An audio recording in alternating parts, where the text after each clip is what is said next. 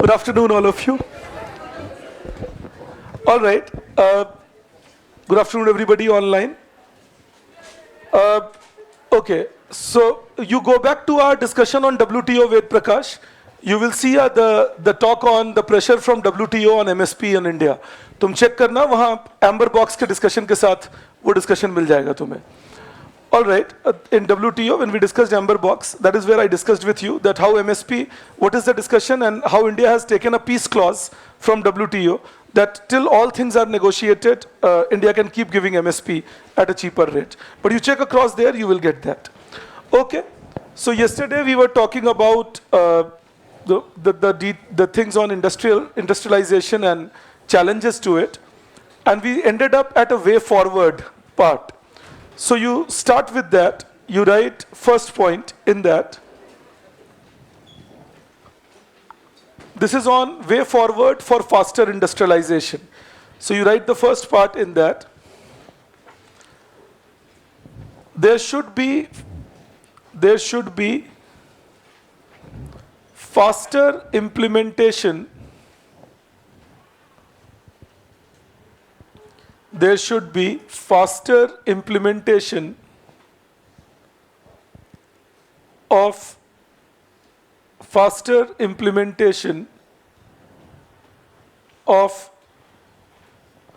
labor law reforms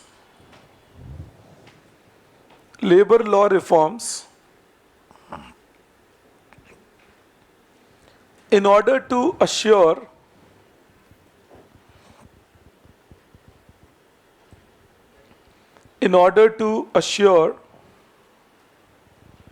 that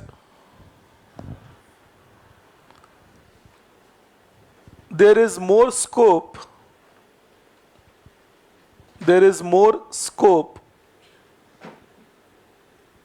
of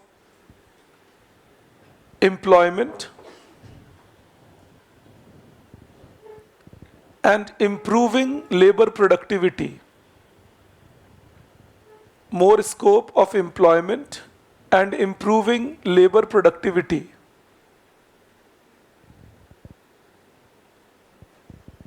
In fact, if you can get hold of it, I'll try if I can get hold of it. If you can get hold of a PDF, it was Economic Survey 2015-16, Volume 1, Chapter 10.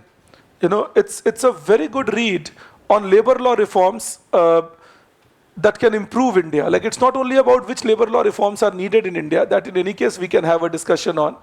It's a very good read on labor law reforms, how it can improve India. It's in 2015-16 survey, Volume 1, Chapter 10. It's entirely on labor law reforms. So it was a very good chapter to read across labor law reforms.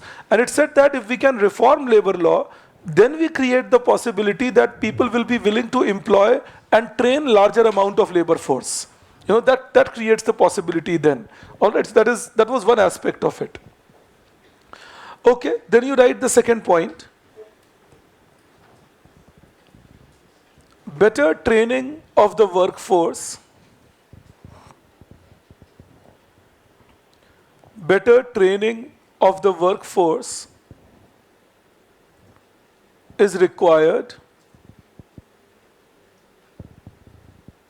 to make workers adapt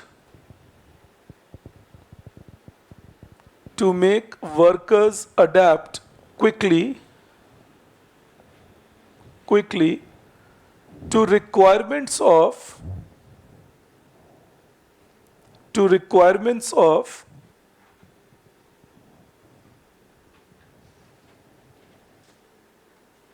industrialization and with changes in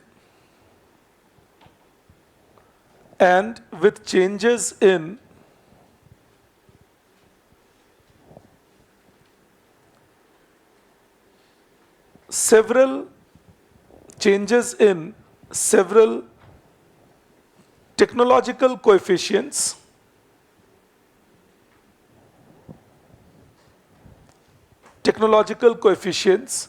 under fourth industrial revolution.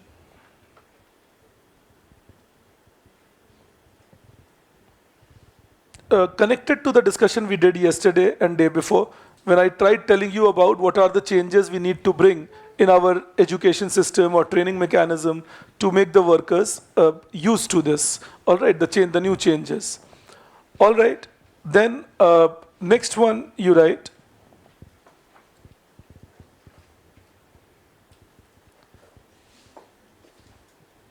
Land policy in India can be made, land policy in India can be made more friendly to industries, more friendly to industries by keeping land use policy consistent, keeping land use policy consistent, comma, digitizing land records, digitizing land records,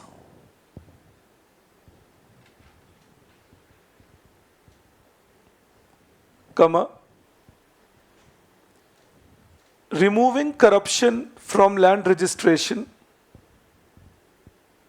removing corruption from land registration,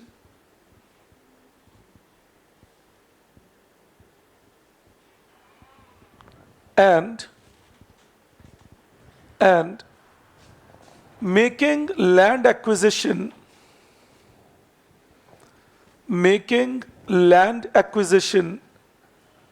relatively simplified, making land acquisition relatively simplified. If you recall, yesterday I was telling you these were the 4 major issues in land system in India. That's another. In fact, there is one more thing that we can gradually bring about in India, that is promoting land pooling facility. I don't lose control on my land, but 10 among us can pool our land and give it on lease to people. It's not legally allowed in India at the moment, but land pooling is something we can again start thinking of. The 10 people coming together, everybody has, say, 2-acre land each, 20-acre land is being pooled, and that can be given for a bit bigger project. And all these 10 people will gain out of that project without losing control on their individuality on their land. All right, so these are things that we can actually work upon. In fact, there was a very good paper written by Maitreesh Ghatak on this, land pooling. I won't share it with you because it's a very technical paper, but that actually showed that up to 50% gains can be achieved by people if we do land pooling just by the lease money that they will get. Forget any other entrepreneurship or something else that they can do on it. All right, but again remember, that will need to do what? Or that will need what? That will need expansion of mental horizon. People willing to accept that there can be other methods, and then understand those other methods. जैसे एक बात आप सोचिए, मैं आपसे अभी Indian economy पढ़ा रहा हूँ, हम लास्ट 9-10 क्लासेस में हैं अब, और करीब 4-5 क्लास से पढ़ रहे हैं, 3-4 क्लास से. उसके पहले आप और पब्लिक इकोनॉमिक्स में भी पढ़े, या मनी बैंकिंग में पढ़े, या इनिशियल 14-15 क्लासेस पढ़े. तो कुछ बातें आपको मैं नोट्स भी बताऊंगा कैसे यूज करना है. That will come in the end. I will tell you how to use the notes, and I will also tell you how to use the India before 47 notes and use it and work it out. But I had something to tell you here. आप देखेंगे जैसे Indian economy शुरू हुआ discussion, आप at ease आ जाते हैं, सुनने में एट ईज, क्लास अटेंड करने में एट ईज. आपको गलत फहमी है कि आपको आता है या आपको आ जाएगा. मैं आपको सीरियसली बता रहा हूँ, और क्रिटिसिज्म से नहीं बोल रहा हूँ, ये हर बैच में देखता हूँ मैं. ऐसा नहीं है कि तुम्हारे ही बैच में हो रहा है, हर बैच में जब पहला पार्ट डिस्कस हो रहा होता है, आधे लोग अपना घर पे होते हैं, उनको लगता है नहीं मैं मैनेज कर लूंगा, देख लूंगा, पढ़ लूंगा, हो जाएगा. अब ये भी नहीं कि तुम मैनेज नहीं कर सकते, बट बाद में, अब इसमें मैं बहुत सारी बातें करता हूँ, बोलता हूँ. जब तुम क्लास में होते हो तो अपना जल्दी जल्दी लिख भी लेते हो साइड में, कम से कम सुन लेते हो. अभी तुम्हें लग रहा है तो मैनेज कर लेते हो. मैं तुम्हें कुछ सिखाने वाला हूँ, इसीलिए ये बात एनालॉजी दे रहा हूँ. Then gradually what happens is, you say that okay, I'll see it later. Right now I'm busy with other things, I'll see it later. Then that later comes. then you try seeing it later, but by then other things have also happened. So in that case, when you see it later, you see it at a 2x speed, 1.5x speed. Sometimes when I'm discussing upon things, you say, forget it. Sir is right now explaining things, discussing. इसको आगे बढ़ाते हैं. जो dictate करवाएंगे वो देख लेते हैं क्या है. उसके बाद आप कभी कभी बोलते हो, क्योंकि मैंने जो 13th रैंक थे विदुषी, उनको इसी बात पे पकड़ा भी था, वो हंसने भी लगे थे, वो मान भी गए थे. उसके बाद आप कहते हो इंडियन इकोनॉमी में मुझे गैप्स फील हुए. वो गैप्स आपने क्रिएट किए ना, लेकिन तुम्हारी गलती क्यों नहीं है. मैं किस बात से कनेक्ट कर रहा हूं, मैं तुम्हें बताता हूं. हमें बचपन से कैसे ट्रेन किया, बेटा एसएसटी तो रटने की चीज है, इस चक्कर में नंबर आए या ना आए, पर वो है रटने की चीज. तो ये तो रटने की चीज है, तुम रट के चले जाना. तो हमें लगता है कि जो चीज ग्राफिकल है, जो मैथमेटिकल है, वो तो सुनने की चीज है, समझने की चीज है. लेकिन जो चीज डिस्क्रिप्टिव है, उसमें समझने को ज्यादा नहीं है. मेरे जो मन आएगा मैं लिख सकता हूं. And with that mindset we go to write the exam. मेरे जो मन आए मैं लिखूं. तो पहला एग्जाम हम फेल होते हैं. फिर हमें लगता है नहीं, जो मन आए वो तो नहीं लिख सकता हूं. तो तुम्हारे गो टू पर्सन कौन होंगे, मैं होऊंगा. पर फिर तुम रियलाइज करते हो, अरे इनका वाला वीडियो तो अभी एक्सपायर हो गया. फिर तुम्हें याद उतनी बात रहती है जितनी तुमने सुनी थी. तो लगता है अरे मुझे उतनी बात नहीं सिखाई गई, अब मैं क्या करूं. फिर तुम 4 अदर सोर्सेज से अपने करीब 4 महीने लगाकर वही पढ़ते हो जो मैं क्लास में बकबक कर चुका होता हूं. पर चूंकि तुम उस बकबक को नहीं सुनते, तो तुम्हें लगता है ये नई बात पता चली मुझे. नतीजा क्या होता है, फाइनली तुम क्वालिफाई कर भी जाओ, ईश्वर करे कर जाओ, लेकिन एक्स्ट्रा एफर्ट के साथ किए. फाइनली इसका एंड पॉइंट क्या था, the training that if it is technical and mathematical and graphical, then it is worth it. If it is descriptive, I'll manage it. Not realizing that descriptive things are equally technical in nature because they all have a reason behind them. But ये हमारी सालों की training है कि हमें लगता है कि नहीं ये तो हो जाएगा, ये मैनेजेबल है, मैं कर लूंगा, मैं देख लूंगा, 2x पे देख लूंगा, टाइम बचा लूंगा.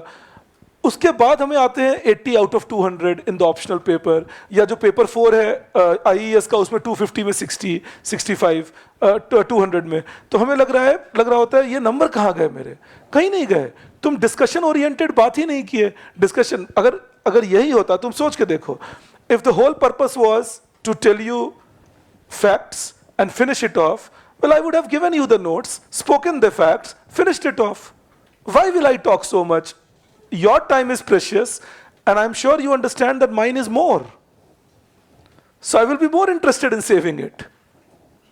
इसमें कोई मजा थोड़ी आ रहा है मुझे कि मैं बैठूं, और मजा मतलब ये कि अच्छा टाइम वेस्ट करूं, बातें करूं, और कुछ और समझाऊं, बात से कुछ तरह के पॉलिटिकल एग्जाम्पल लेकर आऊं, सोशल एग्जाम्पल लेकर आऊं. क्यों? तुमने पैसे पे कर दिए, अच्छा खासा रेवेन्यू मैंने अर्न कर लिया. अब मेरा पर्पस तो होना चाहिए 110 घंटे क्लास में खत्म हो बात भाई, 100 में हो जाए तो और बढ़िया. चलो खींच वींच के 110 पहुंचा दो, बच्चे भी सेटिस्फाइड, मैं भी सेटिस्फाइड, निकले. फिर फैक्ट्स दे दिए, नोट्स दे दिए, पढ़ो इंडिया बिफोर 47 की तरह. क्यों इंडिया बिफोर 47 में मैं तुम्हें कहता हूं नोट्स पढ़ लो, और कुछ 2-3 बातें डिस्कशंस में करूंगा, बाकी चीजें तुम मैनेज कर लोगे. और इंडिया आफ्टर 91 में तुम्हारा मुंडी पकड़ के हिलाता रहता हूं, ये भी बात है, ऐसे भी बात है, ये भी सोचो, ऐसे भी सोचो. Why would I do that? So understand, कुछ तो, अब इतना तो वेला भी नहीं हूं मैं कि मैं बैठकर बोलूं कि भाई चलो अब कुछ काम तो है नहीं 3 से 5 के बीच में, तो यही करते हैं. अभी अयाज सर और सिकंदर सर वही मेरी खिंचाई कर रहे थे, because I take one of the highest classes in GS at next IAS, in fact the highest number of classes among all the teachers, and then I take an optional also. So they were telling me that where is your chip? तो मैंने कहा वो chip अंदर फैल गया है, वही निकल के ऐसा आ गया है तो सारा चिप फैला हुआ है अंदर. अब क्या बताएं, अब वो चिप फैलता जा रहा है, ये फूलता जा रहा है उस चक्कर में. But jokes apart, end of the day, so believe me, then I should be in a larger hurry to finish things off. Unless you don't do the discussion and unless you don't do the debate, you will not understand a descriptive subject. A descriptive subject is based on debates, all facets to be understood. लेकिन हमें लगता नहीं कुछ shortcut हो ही जाएगा और मैं लिख ही दूंगा, तो शॉर्टकट वाले नंबर भी आ जाते हैं. तो ये आपको, लेकिन मैं फिर कह रहा हूं, इसमें ना तुम्हारी गलती है. जैसे अभी किसानों का जो हंगामा चल रहा है ना उसमें किसानों की गलती है ना सरकार की गलती है, वो एक सिचुएशनल है. ऐसी ना तुम्हारी गलती है ना मेरी गलती है. मैं एग्जाम को जानता हूं, तो मैं बिना डिस्क्रिप्शन में जाए मानूंगा नहीं. तुम एग्जाम को नहीं जानते, पर तुम एक पर्टिकुलर तरह से ट्रेंड हो. जैसे अब सोचिए ग्रेजुएशन डेज में भी हमारा क्या हालत रहती है, किसी भी यूनिवर्सिटी से तुम हो, जब इंडियन इकोनॉमी का पेपर आता है तो किसी को नर्वसनेस नहीं हो रही होती, क्योंकि सबको पता है कुछ तो लिखूंगा ही मैं। माइक्रो के पेपर के दिन सबकी आंखें आंखें फैली हुई रहती हैं, पता नहीं क्या पूछ लेंगे, मुझे क्या लिखना होगा। वो भी माइक्रो में तुम देखना, जब फर्स्ट ईयर में हम जाते हैं हमारी आंख फैली नहीं होती। फर्स्ट ईयर में जो वो करते हैं हमारे साथ, तो सेकेंड ईयर आते आते हमें लगता है पता नहीं अब क्या होगा मेरे साथ यहाँ। तो ये नॉर्मल ह्यूमन डिस्कोर्स है कि हमें लगता है नहीं जो चीज मुझे पेपर में, अच्छा लेकिन क्या इंडियन इकोनॉमी में नंबर आ जाते हैं? नहीं। It's like English of 12th standard. Maths के दिन सब डरे रहते हैं, इंग्लिश के दिन कोई नहीं डरता। नंबर जिसके नहीं आने होते उसके इंग्लिश में भी नहीं आते, पर डर नहीं है। क्यों डर नहीं है? मैं कुछ भी लिखूंगा। लेकिन तुम कुछ भी लिख के आईएएस कैसे बनोगे? सवाल तो तुम्हें खुद से ये पूछना है, तो क्या मैं कुछ भी लिख के आईएएस बन जाऊंगा? मुझे तो 130 140 नंबर चाहिए 250 में टू बी एन आईएएस। 130 तो चाहिए भाई। तो 130 लाने के लिए तो सब्जेक्ट को इन एंड आउट समझना होगा, रिलेट करना होगा, प्रैक्टिकल एग्जाम्पल्स देने होंगे, तब जाकर मैं उस सब्जेक्ट को समझूंगा। ये समझा रहा था बस दैट। ये कल मैं एक ऑप्शनल ग्रुप में भी कह रहा था, मैं आपसे भी कहता रहता हूँ, it's almost 2 decades I am teaching for UPSC now, so I keep sharing my experience with you. तो कुछ बेसिक मिस्टेक्स ये करते हो, अखबार को जितना टाइम देते हो योजना को नहीं देते, कुरुक्षेत्र को नहीं देते, सरकार के बजट को नहीं देते, इकोनॉमिक सर्वे को नहीं देते। अभी overview of Indian economy I है, मैं आपको पूरे गारंटी से बोल रहा हूं कि आपके जो आप करीब 250 लोग बैठे हुए हैं इसमें, 5 लोग मिलेंगे जिन्होंने उसको पूरा पढ़ा होगा, वो भी मैं ऑप्टिमिस्टिकली बोल रहा हूं। 5 लोग। 74 पेजेस का वो है, उस 74 पेज में भी पढ़ने लायक 40 पेज की बातें हैं। अगर तुम 5 मिनट भी मान लो तो तुम्हें 3 घंटे निकालने थे अपनी लाइफ से, लेकिन तुम नहीं निकाल पाए। लेकिन सोचो यही 3 घंटे तुम हिंदू के एक ट्राइबल कल्चर के ऊपर लिखे हुए आर्टिकल पे लगा लेते हो, जबकि तुम एंथ्रोपोलॉजी के स्टूडेंट भी नहीं हो। ये हमारी मिसमैच्ड फंडामेंटल्स हैं। किसी ने सिखा दिया अखबार जरूर पढ़ना चाहिए, हम लग गए। तुम सरकार का एग्जाम देने जा रहे हो। मैं तो कल जो बोल रहा था जीएस की क्लास में, आप में से कुछ लोग थे, मैं उसी को रिपीट कर रहा हूं। You tell me this, have you ever seen a question in GS paper, ever in prelims, in mains, telling you explain 10 problems due to which this scheme did not work? Why are you making all those notes down from newspaper about all the issues in the scheme only? They keep asking you what is in the budget that has helped agriculture, what is in the budget for Make in India scheme, what is in the budget for environmental protection. These questions they have asked you in the past, and they can ask you, but they have never told you critically analyze the budget highlighting 5 deficiencies in it. पर सोचो हम किस तरफ ज्यादा tilted है, कौन से note ज्यादा है हमारे पास। मेरे 3 लेक्चर्स को हटा दो उसमें से। मेरे 3 लेक्चर देख के मेरे वाइफ ने बोला भी कि ये तो तुम पूरे प्रो मोदी जी दिखाई दे रहे हो। मैंने कहा होगा ही, मैं प्रो सिस्टम बनाना है मुझे अपने बच्चों को। मैं कल भी कह रहा था, मैं आज भी कहता हूं, मेरे क्या पॉलिटिकल एफिलिएशन है आप बिलीव करिए, आप डिस्टेंस में भी नहीं सोच पाएंगे। क्योंकि मैं इस क्लास में पॉलिटिकल डिस्कशन के लिए बैठता ही नहीं हूं। मेरा एक ही काम रहता है, how do I make your mains paper very strong. So I have to teach you with that conditionality. You don't know my views, believe me. I condition my views before I come to talk to you. My views can be very different on something, but my views are not important. What is important is what should be your views reflected in the answer sheet, which can get you marks. This classroom is for that. This classroom is not to tell you how much economics I know. That will take more classes. कि अगर मैं तुम्हें बताऊं मैं कितनी economics जानता हूं, मुझे तुम्हें वो बताना है कि तुम्हें क्या इकोनॉमिक्स जाननी है। तो मैं रुक के तुम्हें इसलिए बोलने लगा ये बात, क्योंकि ये हमारे ट्रेनिंग एरर्स होते हैं। तो यही लेबर फोर्स में भी ट्रेनिंग एरर्स हैं। हम बोलते हैं टाइम से काम शुरू करो, बट सोचिए अगर कोई यूट्यूबर है, उनका क्या ही टाइम से शुरू होना है और टाइम से खत्म होना है, कोई डेडलाइन नहीं है उनके लिए, क्रिएटिविटी है। तो retraining of the work force उसके लिए होना चाहिए। क्यों, क्या जरूरी होगा उससे? What is one thing that bogs the worker down? Major thing, psychological disturbances, things like anxiety. When I am worried about things which are not that worrisome actually, but I am worried. So as a worker, I am inefficient or less efficient. But when I keep working on things continuously without getting worried, work for 2 months, अभी तुम अक्टूबर में अपने आप को याद करो, मेरा ये कैसे होगा, मेरा वो कैसे होगा।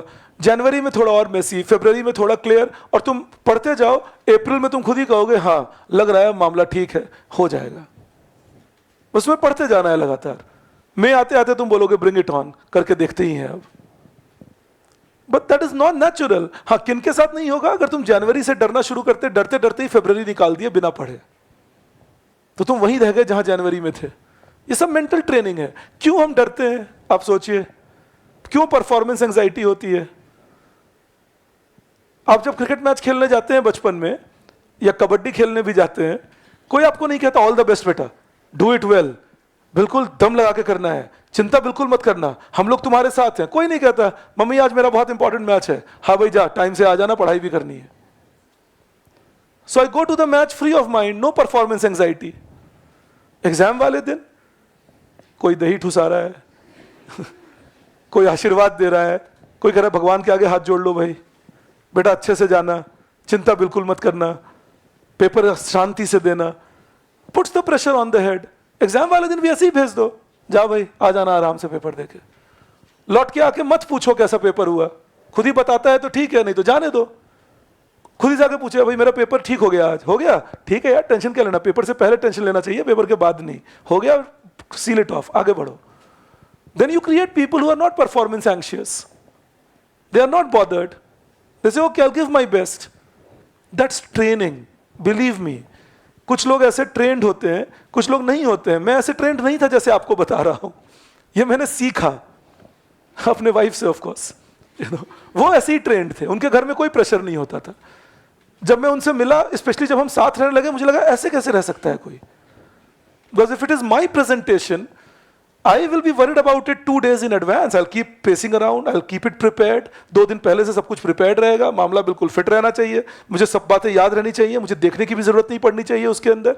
मैं ऐसे, और मैं किरण को देखता था बिल्कुल कूल। प्रेजेंटेशन में जब हम कार में जा रहे हैं साथ में, तो वो लैपटॉप खोल के देखते थे, अच्छा हाँ ये सब बात है। तो मैंने एक दिन उनको बोला, मैंने कहा भाई ये तुम क्या करते हो? तो उन्होंने मुझे बात सुनाई, खैर दोस्त हैं सुना सकते हैं। उन्होंने कहा मैं तुम्हारी तरह हाई ऑन ईगो नहीं हूं कि मुझे कोई गलत समझ लेगा तो क्या होगा। So I am not performance anxious. बहुत से बहुत क्या होगा, I will falter in the seminar, I will falter, I am human, humans are allowed to falter.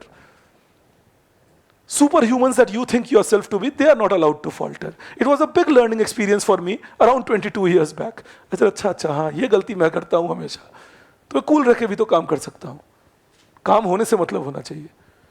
लेकिन मुझे ट्रेनिंग नहीं थी, क्योंकि मुझे यही था जो मैं बता रहा हूँ, हमें तो ऐसे ही फर्स्ट आना है, फर्स्ट कैसे नहीं आओगे, टॉप करना है।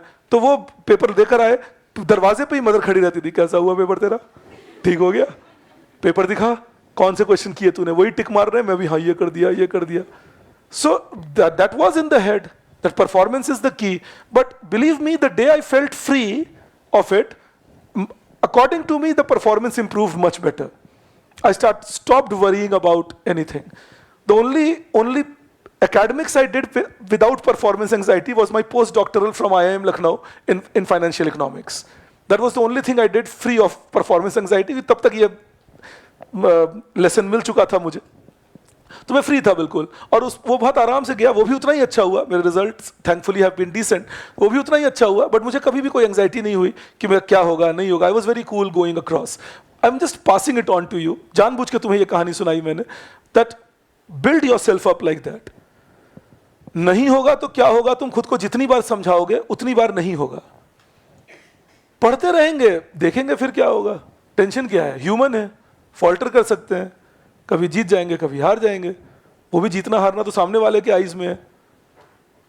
तो उससे टेंशन क्या। मेरे दादाजी मुझे एक कहानी सुनाते थे, आपको क्विकली बता देता हूँ, कि राजस्थान में पोस्टेड थे वो, तो कोई गुस्सा हो गया उनसे एक बार, तो उनके टेबल पे ही गुस्सा होकर चढ़ गया, और टेबल पे right in front, he was the district magistrate there, so he stands up on front of the table और बोलते तुम पब्लिक सर्वेंट हो, मारा नौकर, और मेरा नौकर हो के तुम मेरे सामने मेरी बात कैसे नहीं कर रहे हो। And he said that I kept listening to him till then I used to think I am a civil servant who has a very high post.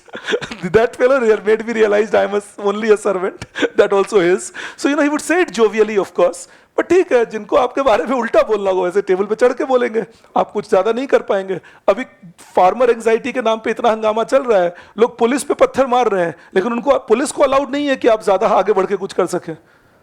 आप जरा उनके हाथ पैर खोलिए ना, फिर देखिए पुलिस क्या कर सकती है। वो तो पुलिस अपने तरह से बताएंगे कि कैसे रोका जाता है, बट वो ब्रिटिश तरीका होता है रोकने का। हम थैंकफुली थोड़ा डेमोक्रेटिक तरीका अपना रहे हैं कि भाई रुक जाओ, उनको समझा लें, मीटिंग कर लें, बात कर लें, and so on and so fourth. Otherwise imagine farmers putting a demand, WTO से इंडिया को बाहर आ जाना चाहिए। बाकी बातें छोड़िए, WTO से, उनमें उनमें से किसी ने भी WTO के किसी भी डील को पढ़ा तक नहीं होगा। बट ये डिमांड अगर पुट कर रहे हैं तो ये अपने आप में एक अतिशयोक्ति है कहीं कहीं। बट मैं आपको एग्रीकल्चर आज से पढ़ाना शुरू करूंगा तो मैं बताऊंगा कि ऐसे डिमांड क्यों आ रहे हैं। Why are these demands coming up? I'll teach you that. But I was just trying to develop a debate in your mind regarding our training. That was my purpose, nothing else. And the purpose was to make sure that you don't feel anxious about your exam. But debate in your mind as to what should be the training method, what should be the method of deliberations, how we should approach a problem, when we are solving it. So should we even consider it as a problem when we are solving it? You understand that? So the way we approach things, the way we see things happening, is the way things finally give us results. Just that was what I wanted you to deliberate upon. But on farmers, I will be commenting a lot. Another 40 minutes, hopefully, we should be done with this discussion, and I'll take you into a talk on agriculture. Yes, yes.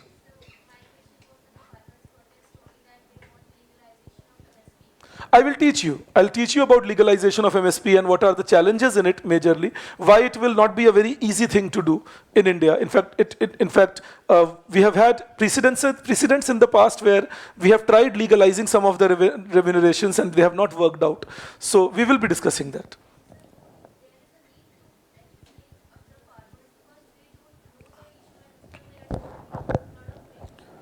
Or are they made to demand these things? So yes, that happens normally. It's a very normal thing. But again, I'll repeat, the farming system in India has been left behind the curve, and due to that, the farmers do feel at times, that they have been shortchanged, and that's a very normal feeling to have. But I will build that up as to why they feel it and what can be done to make sure that they improve upon. I will suggest you can do one thing: just revise the discussion we had on evergreen revolution. So if you revise that, you will get a lot of insights, and then I will refresh it for you in any case. I had one more hand raised. No, I'm hallucinating these days. Okay, let's see this then. You write the next point in this: improving ease of doing business. Improving ease of doing business.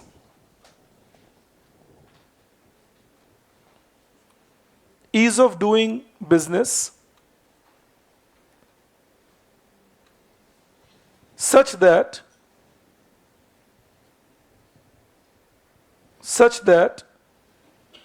it results in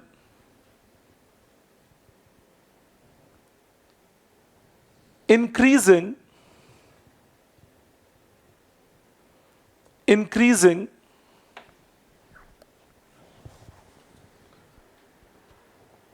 efficiency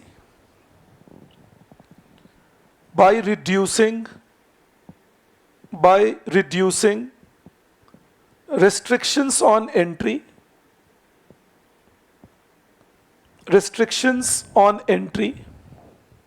comma, providing single window clearance,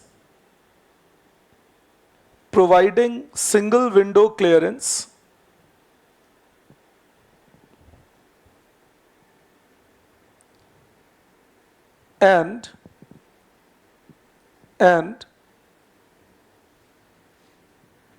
improving exit rules,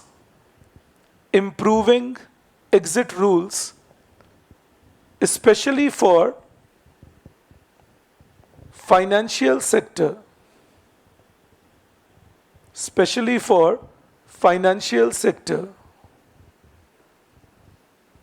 Then you write next: improving availability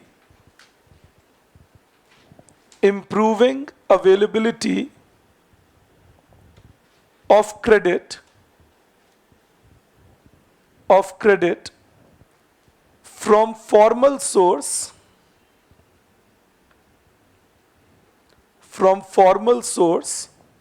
so that it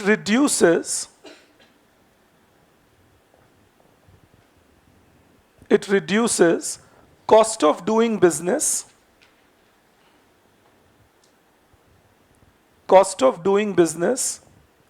especially for MSME.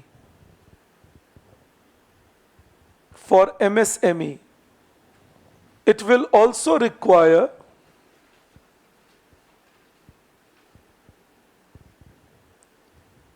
better banking structure,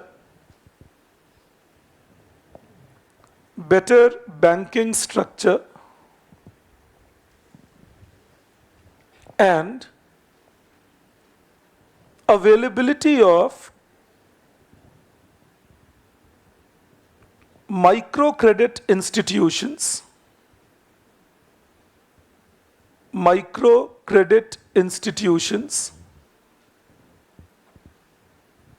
to improve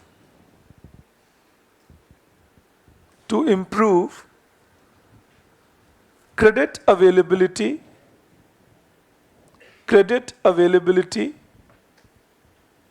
for very small borrowers,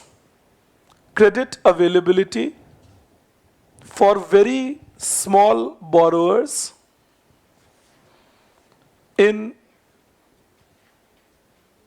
industrial sector.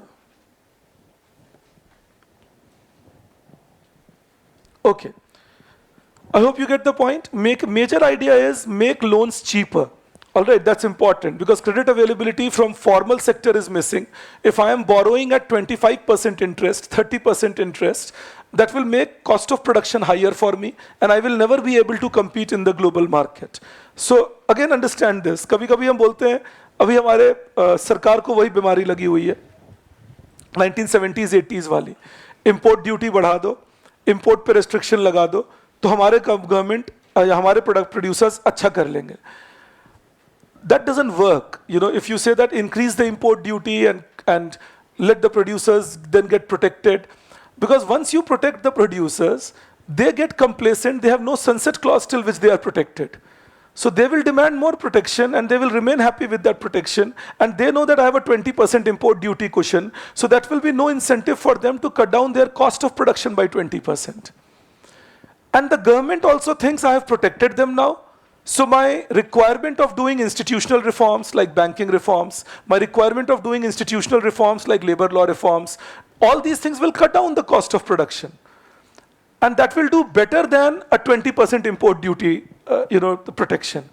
Or letting the currency depreciate according to the real exchange rate value. So this is the way we should solidly support our firms. Improve the infrastructure. I'm going to make you write that also. But improve the infrastructure. So if we do that, we reduce the cost of production. And if we reduce the cost of production, that's equally giving protection to my companies, because then only those companies which are producing in India will get that protection. Protection in the sense, the facilities. So if we can create those facilities for our companies, cheaper loan, efficient labor, easier availability of land, better intellectual property, easier taxation mechanism, ease of doing business, what will all this do? And in infrastructure growth, what will all this do? It reduces the cost of doing business. If it reduces the cost of doing business, my firms become competitive. But what is the positive thing of that? This does it for everybody. Now those who are competitive will flourish in this system, and those who are based on their linkages with the government, nepotism, bribery, they won't flourish in this system. But if you create a situation of import duty, tax structure which is complex, land acquisition which is difficult, labor laws which are not very good, then those who can break the law and impose themselves, remain well connected with the government, they will keep flourishing. But those who might be actually efficient and can actually do groundbreaking job, they will still remain out of the business. You understand that? This is the challenge. आप अच्छे students हैं, और ये मैं conviction से बोलता हूँ. तो जब आप अच्छे student हैं, आपकी एक कमजोरी बताए क्या है? आपको चोरी करना नहीं आता. तो अब सोचिए अगर आपको किसी ऐसे examination system में बिठाया जाए, if we make you sit in an examination system where people say that you are free to cheat, it is certain many of you will find yourself very unfit to write such an exam, and you will have to walk out of that system. But what will that system then choose? Cheaters. That system will choose the inefficient people who had practiced cheating to hide their inefficiency. And that system cannot give you an efficient, growth-led, world-class system. So understand that. The whole idea should be to make sure that there is ease of doing business so that first-generation entrepreneurs, first-generation business people find it easy to do business. They should not find it troublesome कि नहीं business करने का तो मतलब इतने सारा permission लेना है, इतने सारे approvals लेने हैं, पता नहीं मिलेगा या नहीं, किस tout को पकड़ूं जो मुझे उस IAS officer तक ले जाएंगे जो पैसा खाते हैं, वो ढूंढना पड़ेगा. क्योंकि सीधा तो कोई पास ये भी आप जाके थोड़ी कह सकते हैं that you sit in front of the officer से कितना पैसा लेंगे सर, आप लेके साइन करिए मैं आगे बढ़ता हूँ, फिर तो आपको वापस निकाल दिया जाएगा उस ऑफिस से, क्योंकि सर सीधा पैसा तो लेंगे नहीं, सर के तो अपने चैनल्स हैं. तो आपका पहला जॉब होगा चैनल ढूंढिए, और चैनल ढूंढने के बाद सर को अप्रोच करिए. This is haywire for a person who wants to do clean and good business, trying to improve upon their performance to attract the consumers and earn profit. So this is what we don't have at the moment, and that is a challenge to especially industrialization.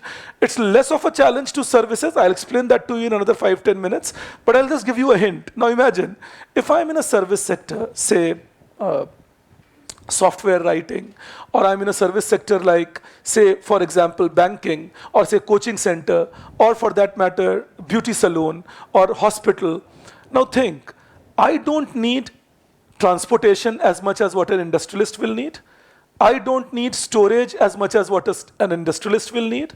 I will not hire as many workers as what an industrialist will need, so labor law reforms don't affect me as much. I don't need as much land as what an industrialist will need. I don't need an intellectual property right for high value production. I can import my high value inputs at a cheaper rate. So I am not getting affected by these volume based restrictions as a service sector provider. As an industrialist I am. अगर मुझे manufacturing करनी है, ये चीजें मुझे hinder करती हैं. अगर मुझे सर्विस प्रोवाइड करना है, एक ब्यूटी सैलून चलाना है, मैं 2 रूम किराए पे ले लूंगा, भाड़ में जाए बहुत सारा लैंड पे पैसा खर्च करना, लैंड एक्विजिशन में ट्रबल आता रहे. मुझे एक कोचिंग सेंटर चलाना है, आप नेक्स्ट IAS को ही ले लीजिए. One building that we have over there, the main office, this is a rented accommodation, and there is another rented accommodation in Patel Nagar. There is one more test center we have rented out. So 3 rented accommodation, 1 own building, next IAS running, next IAS teaching more than 10,000 students with a revenue above around 200 crore rupees. Then that is service sector for you. Employing 28, 29 teachers and 150 odd more staff. और 120 मोर staff. 150 लोग काम कर रहे हैं, high revenue generate हो रहा है. Profit नहीं कह रहा, रेवेन्यू कह रहा हूं, दोनों में फर्क होता है. रेवेन्यू में से कॉस्ट निकल जाता है जब, तब प्रॉफिट बचता है. लेकिन सर्विस सेक्टर के लिए आसान है. बट अगर मैन्युफैक्चरिंग में सोचिए कोई 200 करोड़ के रेवेन्यू जनरेट करने की सोचें, a turnover of 200 crore, then they will need a much bigger space, larger number of workers, more machines, and so on. So all that will need logistics, all that will need permissions for land, permissions for labor laws, and so on.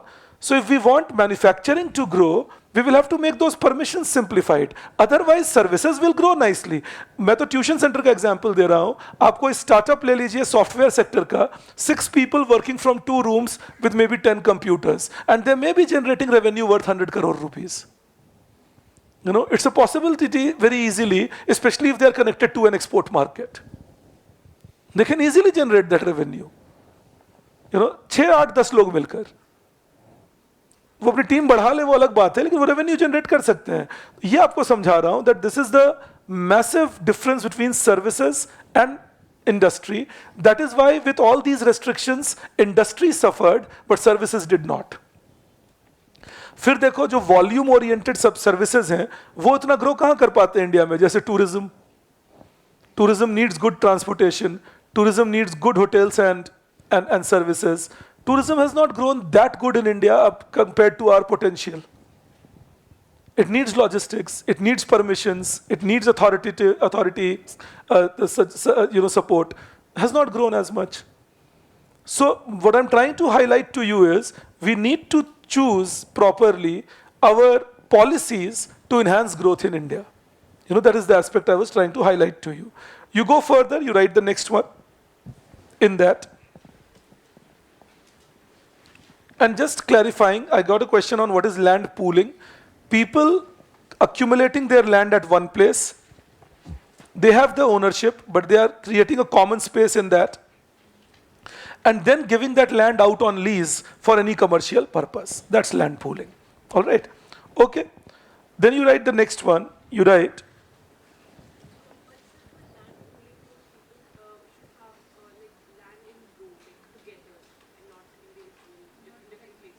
absolutely, absolutely. But that is the point, no? In a village, you will find 90% of people having land like that. It's not scattered. जिनका land scattered है ज़्यादातर cases में वो जबरदस्त जमींदार हैं, फिर समझ लीजिए कि उनके पास एक स्टॉक ऑफ लैंड है बहुत ज़्यादा, फिर बाकी स्कैटर्ड लैंड भी हैं इधर उधर. अदरवाइज जो कंपैरेटिवली लेसर फार्मर्स हैं उनके लैंड पुल्ड आउट रहते हैं. हमारे विलेज का लैंडिंग सिस्टम देखना, favour of landlord and the rest are living on one side. It's always like that. No, land consolidation is a government-based authority which says that we will exchange your land with somebody else. Land pooling is a voluntary system in which you come together and say that we are not losing control of our land, we are just pooling it as a single unit. All right. And I'm using POOLING, pooling. मतलब कभी-कभी हम pooling सुन लेते हैं उसको, मैं pooling बोल रहा हूँ, इकट्ठा करना एक जगह पे. Okay. You take it up, then you write next point. Improving quality of infrastructure, improving quality of infrastructure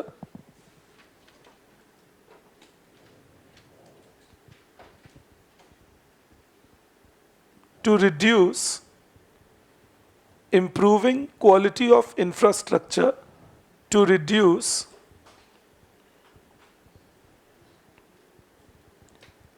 logistical cost,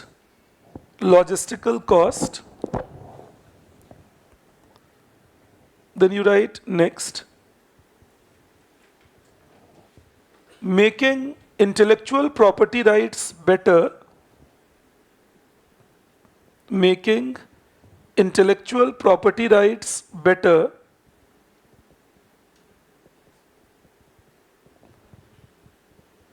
through faster processing, like if I apply for intellectual property right, I should get a faster clearance on that. So faster processing, clear rules and protection for innovation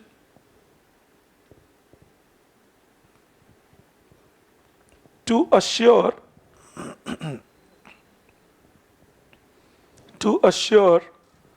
that high value products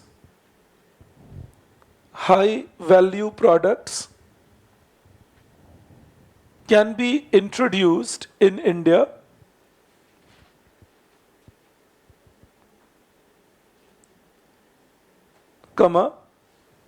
which can make India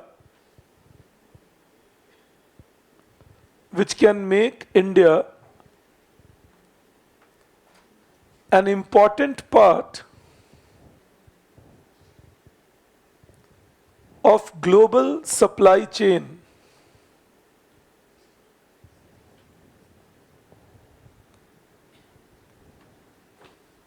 Next you write, reducing import duty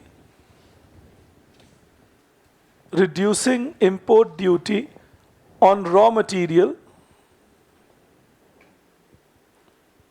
reducing import duty on raw material to remove the problem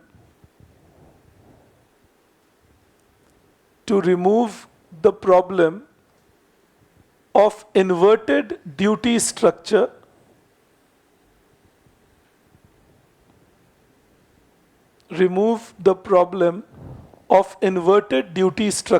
Please recall, when we were discussing international economics, then also I told you this, that when you take a very high import duty on raw material and keep the import duty on finished goods very low, then you have an inverted duty structure. All right, when the import duty on raw material is very high and import duty on finished goods is very low, then you have an inverted duty structure. I repeat again, import duty on raw material very high and import duty on finished goods very low. So then you have an inverted duty structure. What is the challenge here? If the import duty on raw material is high, then people will find it cheaper to import the finished goods rather than importing the raw material and producing the commodity in the country. So that is the challenge of inverted duty structure. Now, government was given a suggestion that India has inverted duty structure, so we should remove that and we should improve upon it. So maybe they heard the opposite. What they did was, they kept the import duty on raw material high, they also increased the import duty on finished goods. They said that, okay, इसकी दिक्कत है ना, चलो ये भी बढ़ा देते हैं. But I'll tell you, that was just for a joke. But I'll tell you how it goes in real world. Why government would have done it, or why did they do it? It happens because, suppose I am a producer, say I am a mobile phone producer. And suppose you have kept import duty on mobile phone at 2%, but import duty on LED screen or import duty on microchips at 20%. Now I come to you and I tell you, look, you are making my raw materials very costly, and that is keeping me inefficient, and I can't produce from your country, and I can't export from your country. But your country has huge potential. Only if you could give me the same protection that you are giving your input suppliers, then I can be one of the world beaters from your country in the next 4 or 5 years of time. Now, whether I will become one or not is for posterity to decide. But what happens in that case is, government gets very convinced. Government thinks, yeah, right. अब ये तो import duty तो मैंने high कर रखा है inputs पे.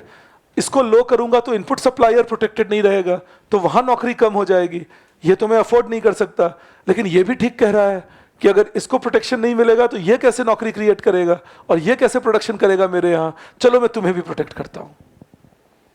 And in the process, it becomes a 20% import duty for everyone, which means end of the day, what happens? The producers are happy, they are protected, and they have a cushion of 20% extra cost of production. Now they will stop complaining to you about poor infrastructure. They will stop complaining to you, or stop means at least tone it down, complaining about poor labor laws or poor credit facility, because you have given them a 20% protection, so they know I am protected. And the competition becomes lesser in the country. And who are the final payers of all this? The consumers. They will pay the higher price compared to what they had to pay otherwise. But consumers are not organized lot like producers are. Producers are organized lot. They will go to the government together. And they can invoke nationalism to the government. देश का production का सवाल है, तो सरकार को लगेगा अच्छा देश का सवाल है, फिर तो ठीक है. कंज्यूमर्स बेचारे जा ही नहीं सकते सबके सब इकट्ठा होके कि मैं भी देश का ही हूं, आपके इस चक्कर में मैं डूब रहा हूं, जब आप हरकत कर रहे हैं. तो आप कहेंगे सर लेकिन अगर इंपोर्ट ड्यूटी, सुनते रहिएगा ध्यान से मेरी बात, be careful here. So you can say but sir if import duty is reduced then that will mean that many commodities will come from abroad and my industrialization will not happen anyways, or people will not produce in my country. That is the intuitive mistake that we make. And we make that intuitive mistake when we are not well read on literature of what is the development experience of the countries, including India's. India had an import duty average of 150% till 1991. I have told you those stories. India reduces its average import duty to 13% by 2013. But Indian industrialization did not suffer, we rather grew faster. Our industries did better than what they were doing in the pre-91 phase. Rather, we had foreign investors coming to India. A Hyundai comes to India, sets up its shop, manufactures from India, exports from India rather than from South Korea. A Suzuki comes to India. It was there in India since early days, but the Suzuki starts expanding in India. Today, Suzuki exports from India rather than from Japan. So how did India become an automobile, especially hatchback hub? We reduced the import duty. We made it easier for them. Okay, you want to do business in India? You do business in India. You import your raw material and you produce your finished goods. You know what happens? Please keep listening here also. What history teaches us, they will import their raw material in the initial 4, 5, 6 years. But imagine geography comes in between there. If I am Suzuki or I am Hyundai and I am importing my raw material from my home country, then I'm importing it from a South Korea or from a Japan. Even if I'm importing it from a China, there will be cost of transportation. There will be some import duty, 2-3% at least. And then there will be the fear that whether I will get my importables delivered on time or not. I have all these things. Now, I am doing business in India. I keep doing it over 7-8 years. I have understood the Indian market. Now I am more confident about India. So what do I start doing? I start talking to Indian partners, the ancillary producers, the component manufacturers within India. Say a new Rohtak road in Delhi. It grew after liberalization. It's all automobile component parts that they sell on that. So I will approach them and I'll tell them, look, I am going to pass on my technology to you because I'm still finding it costlier to remain globally competitive in spite of being allowed to import at a low import duty. So I'll pass on my technology to you with a promise from your side that you won't sell to anybody else except me. And say my component suppliers agree. They say, all right, we won't sell to anybody else. We'll sell only to you. 4 years, 5 years, this will go on. 7 years, this will go on. But once technology has been diffused to them, then gradually the companies will either have to keep paying them high money to keep them exclusively into their domain, or they will find opportunities with other companies who might be willing to pay them a little better for their components. अब एक बात सोचिए, मैं आपको एक hypothetical case study बता रहा हूँ, उम्मीद है आप समझ पाएंगे. So suppose Hyundai takes care of 10 of the Indian component manufacturers and tells them, I'm giving you my technology, but you don't share it with anybody else, and you come into me with a 5-year clause that you won't share it with anybody else, and we will buy things from you, and so on. Okay, say this begins. 5 years go by, these people are supplying to Hyundai. Hyundai is producing at a cheaper rate, selling from Indian market. Then others like say a Telco or a Mahindra or a Suzuki or a Toyota, somebody gets hold of them and says, oh, these guys are producing very well, and this is the key to Hyundai's success in India's market. So one of them approached them. Would you produce things for us? They say, no, we are happy with Hyundai. What is Hyundai paying you? Say Hyundai is paying me X. We'll give you 1.25X. Come along. And we will give you my dealership also. Come better. Now you know what will happen. They will go to Hyundai. They'll say, look, please give me 1.25X, because now the market is pushing them. Somebody is offering them 1.25X. So they may not leave Hyundai immediately, but they will go to Hyundai and say, give me 1.25X and give me some dealership network. I want to be with you, but these are facilities I would want. And suppose Hyundai says, no, no, no, I'm happy with the previous domain. No, please give it to us. No, I'm happy with the previous domain. End of the day, the relationship will become a little more creaky. And now what will Hyundai start doing? Or these 5-7 people, they are becoming smarter or they are acting smart because they think they are the only suppliers of component to me. So Hyundai looks after 5 other component manufacturers and say, we will train you to develop you as competition to those 5 component manufacturers. And these 5 component manufacturers say, look, we don't find our business interest with you, so maybe we are joining hands with a Suzuki or a Telco. And Hyundai is okay with it. This will happen over 4, 5, 7, 10 years. Hyundai will be okay with it because they have developed the new ones who will keep supplying to them at the cheaper rate. This is market diffusion. I told you a real life case study. Hyundai और Suzuki के बीच में यही हुआ. इसीलिए Santro को हराकर वो लोग स्विफ्ट ला पाए. तो ये आपको समझना जरूरी है कि धीरे धीरे डिफ्यूजन होगा, लेकिन आपको इंपोर्ट ड्यूटी कम करना होगा एक समय के बाद, ताकि आप एनकरेज करें कि लोग आपके यहाँ आके प्रोड्यूस करें. Otherwise people won't be encouraged to produce in your country, and then the country doesn't get business. उसको उठा दो, उसने कहा था मुझे उठा देना, मैं सोऊं तो. ठीक है, जग गए तुम? नहीं, मुझे बोला था उसने. मैंने एक दिन बोला था कि तुम सो रहे थे, मैंने डिस्टर्ब नहीं किया, पर सर मुझे डिस्टर्ब कर दिया करो. तो मैंने कहा ठीक है, अब कर दूंगा. All right. So when you see things, then when we apply on things, then we get to know the basic idea of the development that takes place. So this is one example I tried giving you as a case study as to how development can grow faster, provided you reduce your import duty and make it a less inverted duty structure. I hope this argument will remain with you. All right, and you can quote this Hyundai example. It's a real world example. It has happened in India. All right. Okay, then you take the next point up. Yes, yes.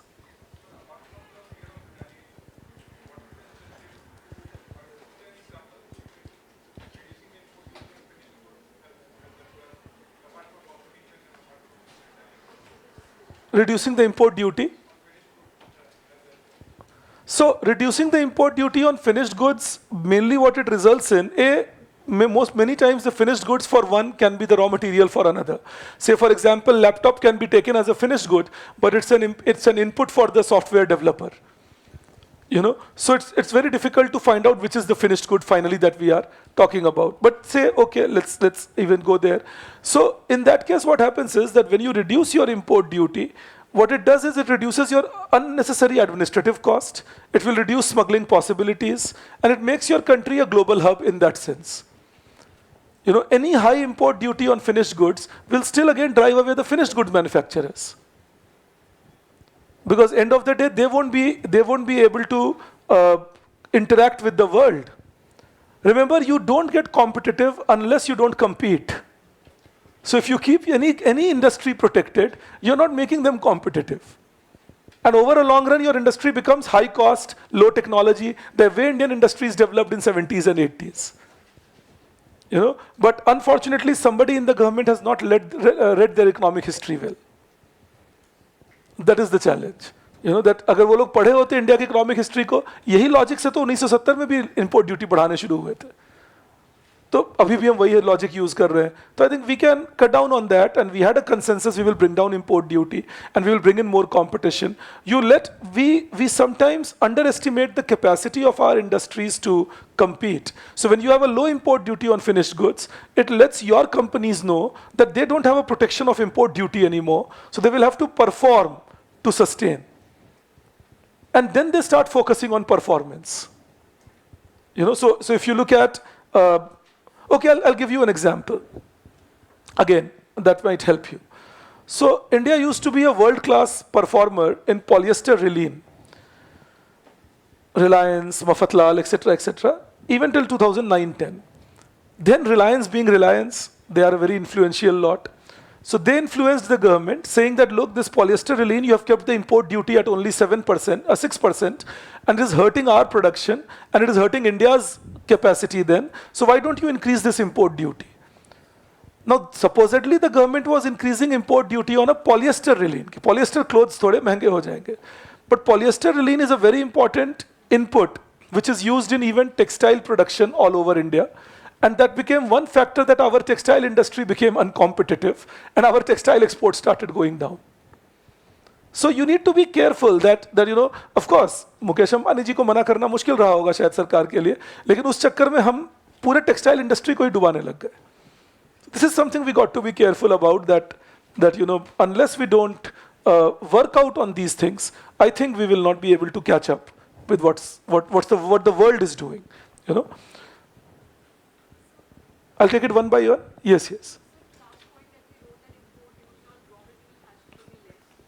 And the finished good has to be less. No. So remove the raw. That's what I started the discussion with. That remove the inverted duty structure by reducing the import duty. Everything. Keep an average. Okay, think.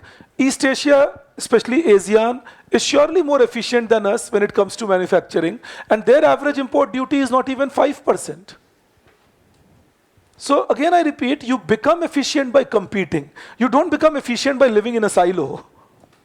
आप घर में अंदर बंद कर लीजिए खुद को और बोलिए हाँ अब मैं ही फर्स्ट आऊंगा, तो तुम ही अकेले हो, तुम ही फर्स्ट आओगे. लेकिन वो तो जब बाहर निकलोगे तब पता चलेगा कि तुम फर्स्ट आने वाले फर्स्ट आ रहे हो या तुम सिर्फ अकेले थे इसलिए फर्स्ट आ रहे थे. So this is what we need to learn across in Indian. And again, I repeat, reduce the import duty, but improve infrastructure, improve ease of doing business, remove the taxation, complexities, and that makes it easier to produce in India at a cheaper rate. Supply side reforms, as we call them, which all of these points that you are writing are all supply side reforms that you are writing, and this is why they are called structural reforms. That is the structural reforms we talk about. Yes, yes.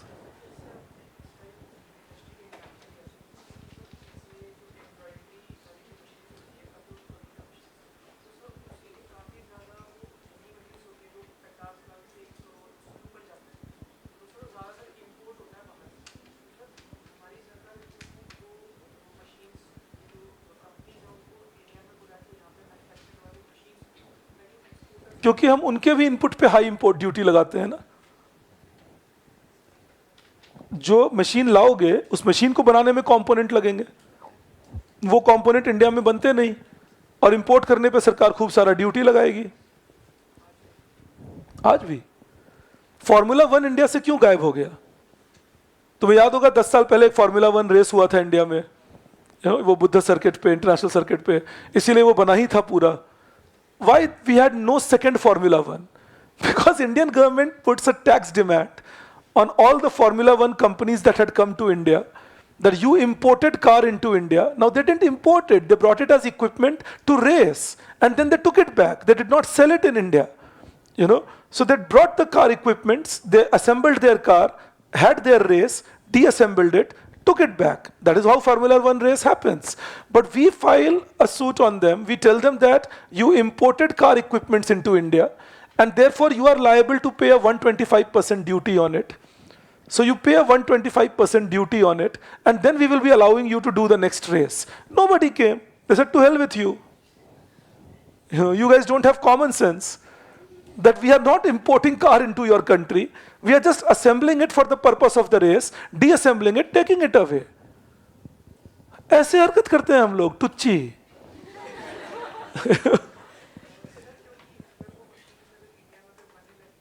तो सस्ता हो जाएगा।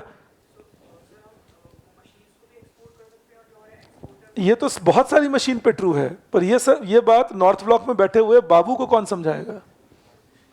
तुम बन जाओगे, तुम्हें भी समझाना मुश्किल होगा। अच्छा, मैं आपको एक और स्टोरी उसमें सुना देता हूं। एक और बात, कैसे सरकार, देखो मैं हंस नहीं रहा हूं सरकार पे, सरकार में जो आपका रोल होता है उस पर कैसी बात चलती है। नाम नहीं बताऊंगा क्योंकि थोड़ा वो बेइज्जती जैसा लगेगा, बट एक फाइनेंस सेक्रेटरी थे सरकार में, और वो मिनिस्टर साहब के काफी करीब थे। ये अभी 6-7 साल 8 साल पुरानी बात है, या 10 साल पुरानी बात है। तो फाइनेंस सेक्रेटरी जो थे, ये मिनिस्टर साहब के काफी करीब थे। अब इन्होंने क्या किया, एक बहुत जबरदस्त लेटर लिखा है आरबीआई को, that you are keeping interest rate high and you should reduce the rates at which loans are given in India, and you should make sure that it is easier for people to do business. Because of you, we are facing so much of trouble. He gave all this and he sent it to RBI. Okay. The RBI received it. For some reason, the RBI could not give answer for a year or so. In between, the same person who was the finance secretary gets posted in RBI as Deputy Governor RBI. And he was posted in the department on RBI's interest rate and inflation targeting system. अब जो चिट्ठी इन्होंने RBI को लिखी थी, वो चिट्ठी इन्हीं को जवाब देना था। एक ऐसा सिचुएशन आ गया that the letter that he had written to RBI, now he was responsible to answer that letter. It's a real story. Take my words on that. ये real life का story है। और जब इन्होंने वापस रिप्लाई किया उस चिट्ठी का, अपनी ही चिट्ठी का, तो एक एक पॉइंट मना कर दिया कि कैसे ये नहीं हो सकता, ये नहीं हो सकता, how RBI is correct, so what happens is, Indian system is a very well organized system with a system of checks and balances. The problem happens is when people get into a role, they take their role very seriously and are not willing to be convinced even if they see reason in front of them. नहीं तो वही आदमी कैसे अपनी बातों का counter argument दे सकते थे? उनको पहले से पता था कि इसके काउंटर आर्ग्यूमेंट्स क्या हैं। लेकिन जब वो रोल ऑफ फाइनेंस सेक्रेटरी में थे, उनको लगा नहीं, my job is to make RBI reduce interest rate. And my job is to make RBI give easy money. I will ask for that. Then when he becomes the deputy governor of RBI, he feels, no, my job now is to make sure that monetary policy remains stable. He gives another reply. This is the issue we face. इसलिए मैंने कहा कि तुम बन जाओगे, तुम भी, इसलिए नहीं कि तुम कोई headstrong हो या stubborn हो, तुम्हें एक रोल प्ले करना है। अब उस रोल प्ले करने में तुम्हें लगता है नहीं, ये मेरा काम है, अब मैं इस पर टिका रहूंगा। अब तुम एक अच्छे ब्रेन हो, तुम आर्ग्यूमेंट्स, काउंटर आर्ग्यूमेंट्स चलाते रहोगे, इसमें 6 महीने, साल भर, 1.5 साल निकल जाएंगे, बात ही उड़ जाएगी। तो ये इंडियन सिस्टम की ब्यूटी भी है और उसका चैलेंज भी है, that we have our checks and balances, but the challenge is that then it creates a problem in bringing changes, because whenever you ask for a change, somebody will put the hand up and say, no, change is not needed. That's a very difficult thing to do business in India. I mean, by business I don't mean commercial business, I mean any business, even advice. And believe me, मैं करीब 12-13 साल से किसी ना किसी तरीके से सरकार से जुड़ा रहा हूँ, तो ऐसे बहुत स्टोरीज तुम्हें सुना सकता हूँ कि ऐसे बहुत चीज़ें होती हैं। पर ठीक है, आप इनडायरेक्टली जुड़कर कोशिश करते हैं कि जब कुछ तो कंट्रीब्यूट कर रहा हूँ, किसी दिन तो मान ही लेंगे कोई ना कोई देख के फाइल को। हमारे यहाँ कमेटी की फाइल नहीं तो क्या होती है, ऊपर चली जाती है ना कहीं. It's not about good people. Please understand my point. I'm not saying this person was a bad person. No. They are normal people. Everybody is good in the system. Everybody is normal. The problem is, what is your role which will make you choose what you will be replying or what you will be doing at that point of time. So suppose if I am a minister of industry and I am an industry secretary, and if somebody says this industry has to be privatized, my first reaction will be, no, no, no, I will revive it. That is the challenge. The point is, make the same person a disinvestment secretary, the same person will say, disinvest that company. ये भी India में हो चुका है. अब छोड़ो कितने नाम. कि इंडस्ट्री टेक्सटाइल्स मिनिस्टर के अंदर थे सेक्रेटरी, तो टेक्सटाइल इंडस्ट्री के जब डिसइन्वेस्टमेंट की बात आई तो उन्होंने मैसिव एक लेटर लिखा कि आप लोग देश का सब कुछ बेच देना चाहते हैं, आपका मर्जी है कि कुछ ना चले इस देश में. डिसइन्वेस्टमेंट कमीशन को ये लेटर लिखा. फिर ऐसा किस्मत आई 2-3 साल में खुद ही डिसइन्वेस्टमेंट सेक्रेटरी थे. तो जिस कंपनी को नहीं बेचने के लिए इतना बड़ा लेटर लिखे थे, उसी को बेचने के लिए उतना ही बड़ा लेटर लिखे फिर कि इस कंपनी में ये दिक्कत है, ऐसा दिक्कत है, इसको सुधरना चाहिए, इसको बेचने के अलावा कोई चारा नहीं है. सो it's not that people are bad, it's not that people are corrupt, it's not that people are stubborn, it's just that I have a role to play, and what will my instinct say in that at that point of time. That is the challenge we have. You need somebody very intelligent to recognize that my role is structural and my role is not only the office I am sitting in. That is something which is very difficult to explain to people. Anyways, it's normal. ये आप लोग भी, मैं फिर कहूँगा, आप भी जब ज्वाइन कर लेंगे, ईश्वर करें आप बन जाए आईएएस, धीरे धीरे आपको भी ऐसे करेंगे आप भी, और आपको भी सहना पड़ेगा. ये नॉर्मल है हमारे सिस्टम में. Yes yes.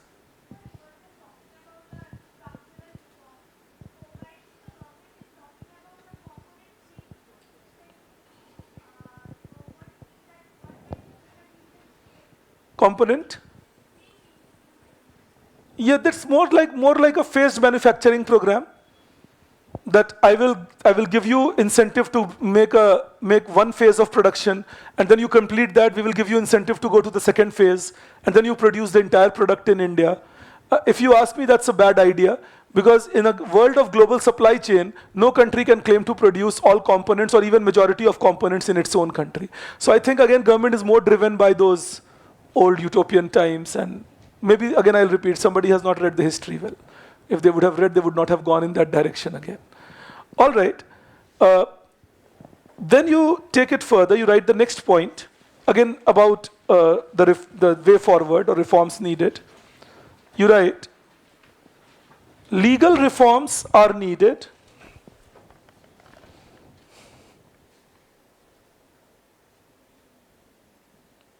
Legal reforms are needed.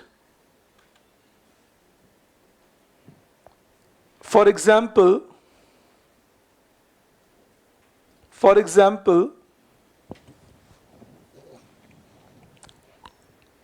environmental protection norms,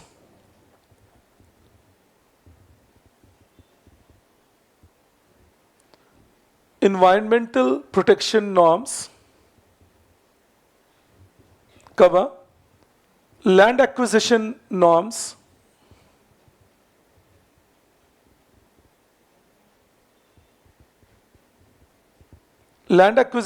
norms,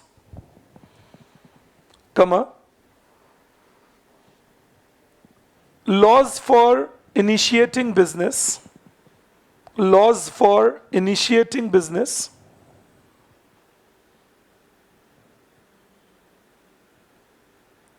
etc., which will result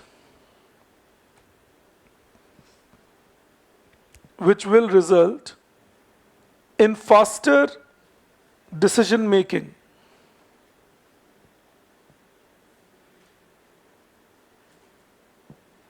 and clarity for project development. Again, please keep it in mind, the discussion is not about making a law which is easy. The discussion is about making a law which is clear. Understand that. In our case, the laws sometimes have such wordings that it becomes very difficult following them or interpreting them. And then there are multiple interpretations to the same law. And that becomes the challenge of implementation. All right, this is what we are highlighting here. So whether it is environmental protection or land clearance and so on, or even legislation on new businesses and so on. Then you write the next one.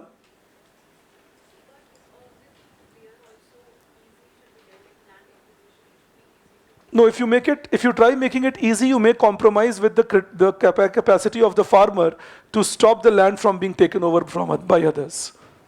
So you don't have to make it easy, you just have to make it clear. What are the rights and what are the wrongs? There should not be massive scope of interpretation in the law. All right? Okay. Then you take the next point up. You write, administrative reforms will be required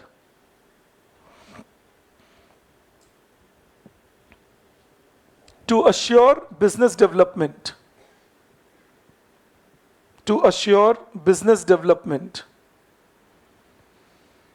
Now, administrative reforms like reform in public administration, reform in policing, all this will be needed. Why? How will that promote business? If you reform policing, if you reform public administration, you take them out of the clutches of political control, it will mean that the local elements, some of them lumpens, who take advantage of their proximity to the political parties and then extract money from the business, they will get weakened up in the process. Understand that. Okay, think. Isn't it logical for a call center operator to operate from tier 2, tier 3 cities of India rather than operating from a Noida or a Gurugram or a Navi Mumbai or a Cyberabad? Why should they operate from there, or a Bengaluru? They should operate from tier 2 city.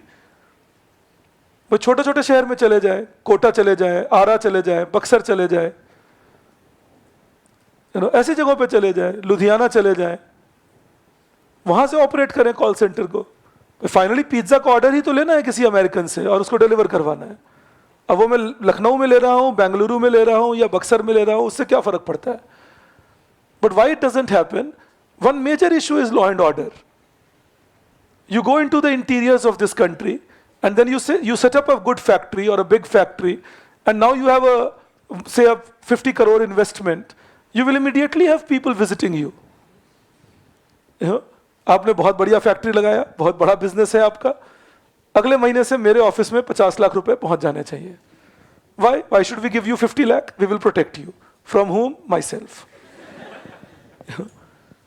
And then the police doesn't help you at times. The administration is not on your side. Not because, again, they don't want to do it, but if they are not independent and they are not autonomous, they got to stay in the periphery in which they are. So, और तुम कितनी चीजें पढ़ी चुके हो, ARC report पढ़ चुके हो, पुलिस रिफॉर्म कमीशन के बारे में पढ़ चुके हो, तो ये करना बहुत जरूरी है. जब तक हम ये नहीं करेंगे, until we don't do this, there will be trouble in making sure that businesses go into interiors of India, even if land is cheap, labor is available cheaper, raw materials can be in proximity, all that is there, but the fear of lack of law and order, that becomes a big challenge. So unless we don't improve upon that, we will not be able to again set up industrialization. So we need these reforms because of that. So these are, again I repeat, these are structural reforms or supply side reforms to increase the capacity of production. ये जितनी बातें आपने लिखी, इनसे आपका potential GDP high होता है. मैं आपको potential GDP पढ़ा चुका हूं in macro. Alright, I've taught you potential GDP there. All these activities make your potential GDP higher because they increase the capacity to supply. Now you tell me, all these are doable in India? We can do that? Okay, then you know what it shows to us? That all those Mankiw and Fisher and Blanchard, all those nice books that we study, which start the life at YN, is something that we should take with a pinch of salt in a country like India, because in my country, it is possible to keep shifting this YN by the structural reforms. So that is what India should aim for. Cyclical management तो करना है, मैं उससे मना नहीं कर रहा. We need to make sure that okay, if this is the YN today, and if this is my AD, and say if this is my AS, then I need to make sure that my PE is maintained and I'm in that YN. But I don't have to remain happy being here. My idea should be keep doing structural reforms, keep shifting this YN to the right, and keep creating possibility of higher growth. Mind you, I'm bringing it, higher growth without high inflation. Again, हमें इतना injection दे देते हैं economics पढ़ाते हुए, high growth will mean high inflation. Phillips बोलकर गया ऐसा, फिर ऐसा कैसे नहीं होगा? कि मैं देखता हूं पढ़े लिखे लोग, इकोनॉमिस्ट्स, जिनको पता होना चाहिए, वो भी कहते हैं नहीं, ग्रोथ के साथ थोड़ा इन्फ्लेशन तो होगा ही. क्यों? अगर ग्रोथ सप्लाई साइड हो तो हाई इन्फ्लेशन क्यों होगा?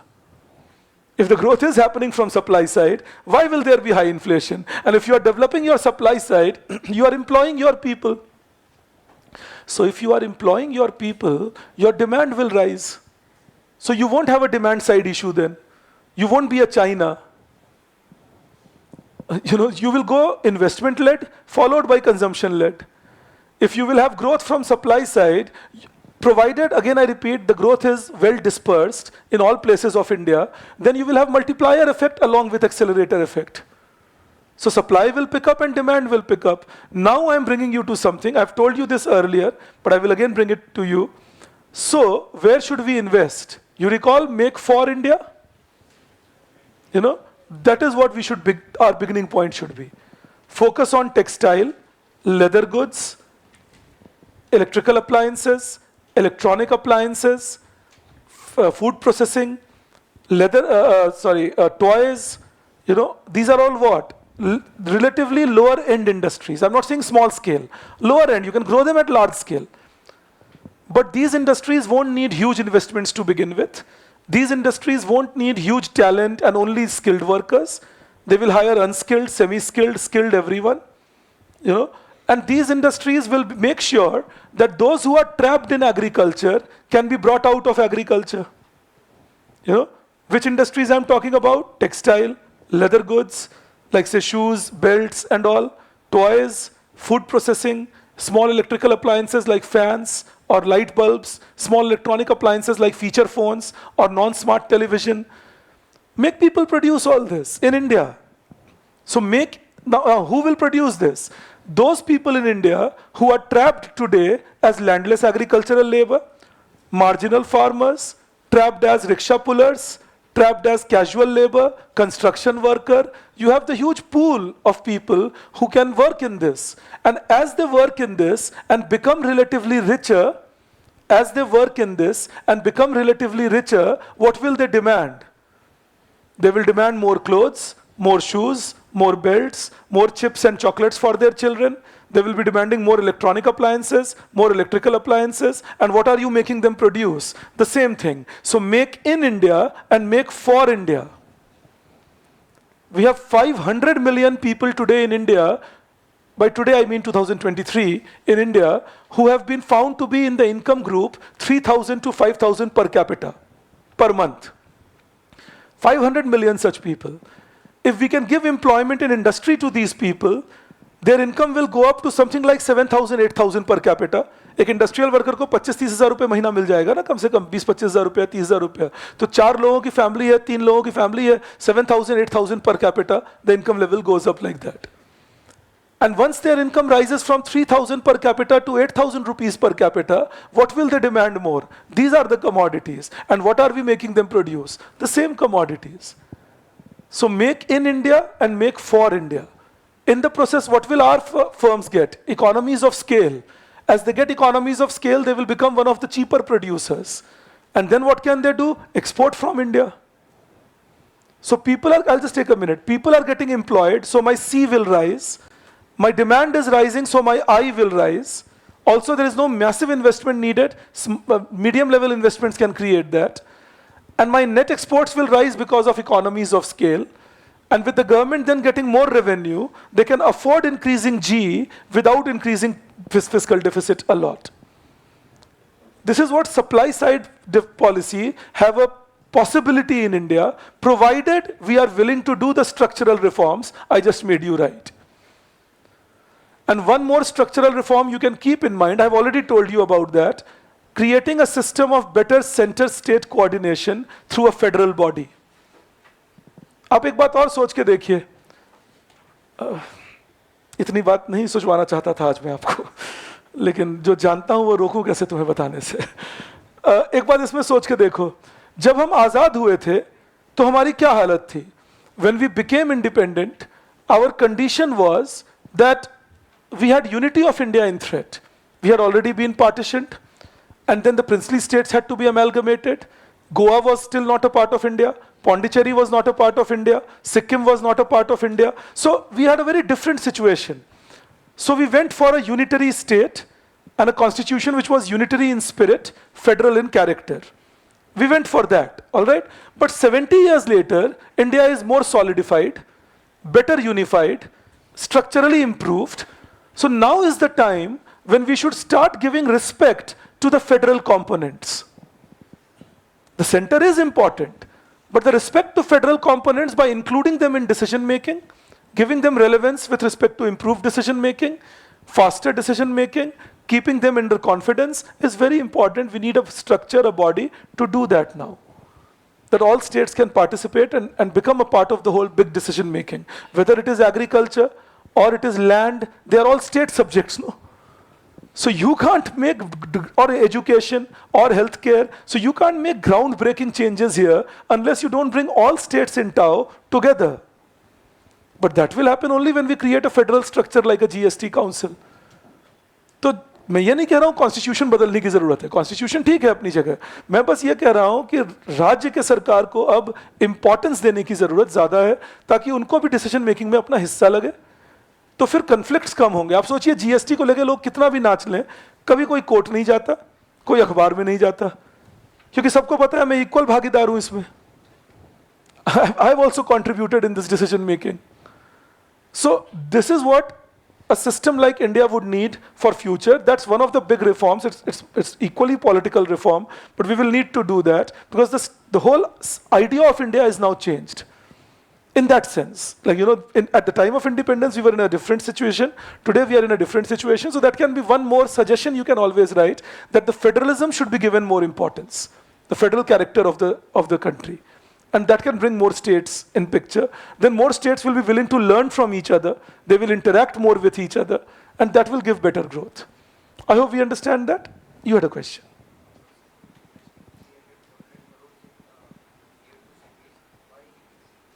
But why will you spend 300, 400 crore? Why not 25 crore?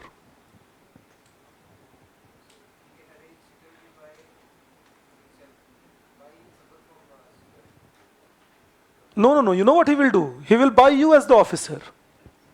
Why will he arrange security for himself? He will buy you.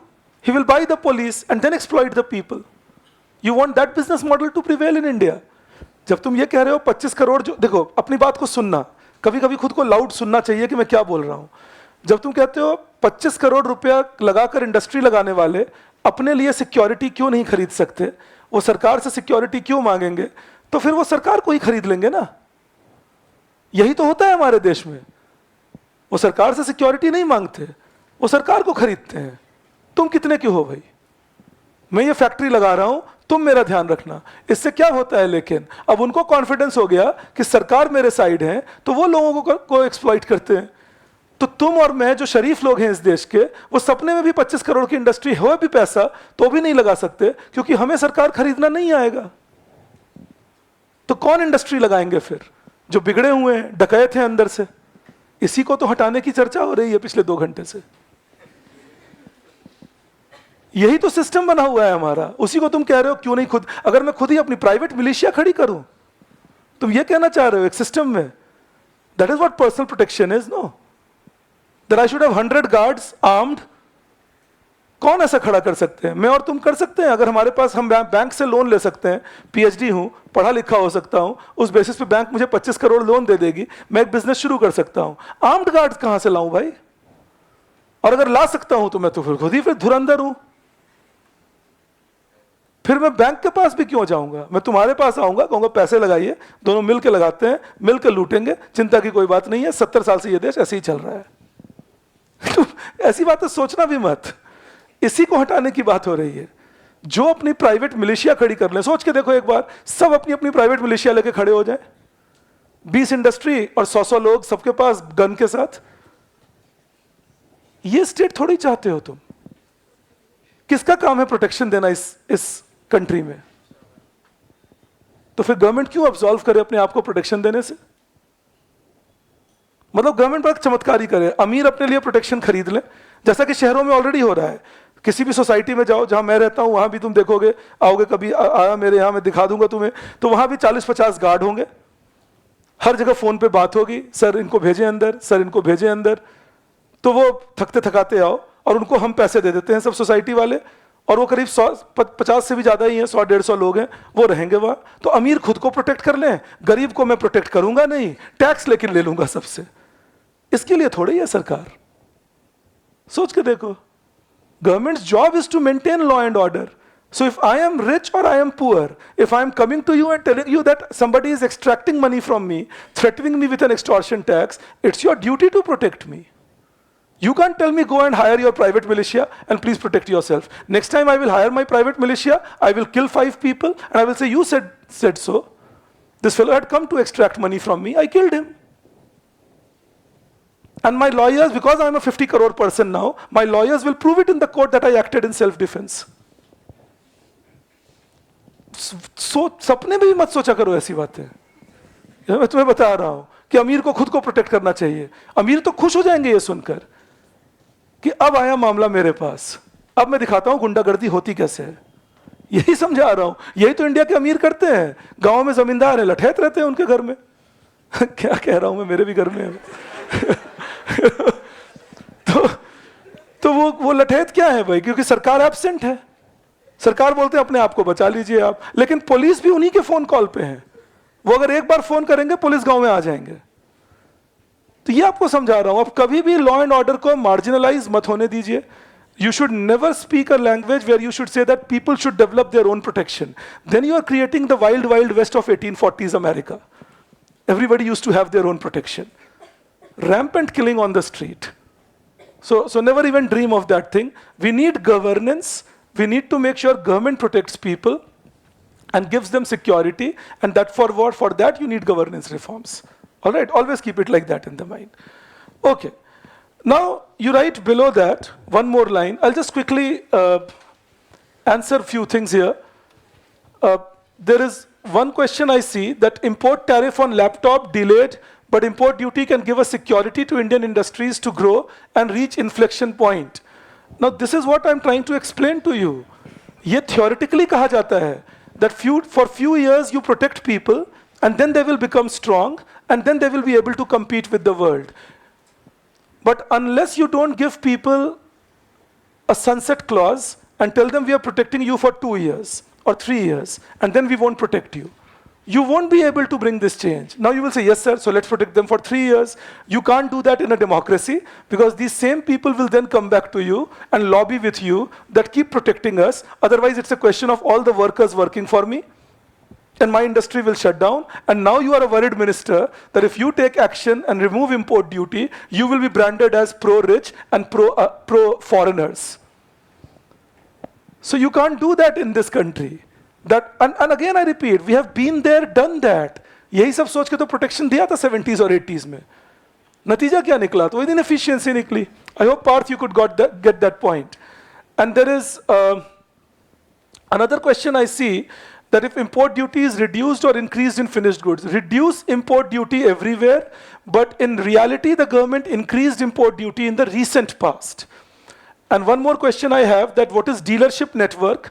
Dealership network means that you will be allowed to sell the product in the market. All right, that is dealership network, that you are allowed to sell the product in the market. You can set up your own shop for doing that.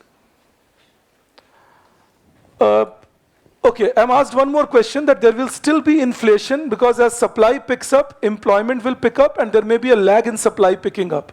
May or may not, but important is if you have supply side reforms along with demand picking up, it will then mean that your inflation will not be very high, and you will never have a hyperinflationary tendency in spite of growth for a stably long period of time. All right, and again, global experience has shown that countries which, okay, forget global experience. 1991 to 2021, what has been, or 22, what has been India's average growth rate? 6.5%? Now that's phenomenal. Without any doubt, by any standards, that a country grows for 30 years at 6.5%. Only we in India will keep deploring it. But that's understandable. हम वैसे ही system में बड़े होते हैं, तो हमें छोड़ के बाकी सब खुश हैं कि अरे इंडिया ने क्या चमत्कार किया, हमें पता ही नहीं है हमने क्या किया, तो हम अपना कहते हैं कुछ हुआ होगा, but 6.5% for 30 years. But what has been the average inflation in India in the last 30 years? Average inflation 4.5%. That shows India as an example of how a country can grow by removing licensing, removing reservation for public sector, Insolvency and Bankruptcy Act, Real Estate Regulation Act, MSME reforms. These are all structural reforms. Banking reforms, the ones we studied, taxation reforms, the ones we did. These are all reforms we did, changed the structure, and grew at 6.5% per annum average without very high inflation. So understand it like that. That it's possible to do it, provided we are interested in growing and distributing better. So the textbooks can tell you one thing, but what happened in India's case, the natural rate of growth itself kept shifting, and we kept growing more and more. So never think that high inflation is a must for a high growth over a long period of time. You can grow with some basic inflation also. Inflation will make you hurt only if the structure is not willing. Okay, I'll not complicate it. So what is YN? My capacity? If I try growing beyond my capacity, then I am overheating the economy. But if I keep increasing my capacity, that will mean my YN keeps shifting, and I'm never overheating my economy. But my growth is not compromised. Am I right or am I right? Just joking. Keep it in mind. मैं जानबूझ के आपको ये stories सुनाता हूँ. हमें इतना ज़्यादा अमेरिकन ऑथर्स पढ़ा देते हैं कि हमें एक विश्वास बन जाता है मन में कि बहुत हाई इन्फ्लेशन होना ही पड़ेगा, ग्रोथ एक लिमिट के बाहर नहीं हो सकता. अमेरिकन ऑथर्स गलत नहीं है, क्योंकि वो अमेरिका के कंटेक्स्ट में लिखते हैं, यूरोप के कंटेक्स्ट में लिखते हैं. But India is not Europe और America. We are a country with huge potential to grow, and that potential can expand itself. That is the aspect that I needed you to keep in mind. Yes.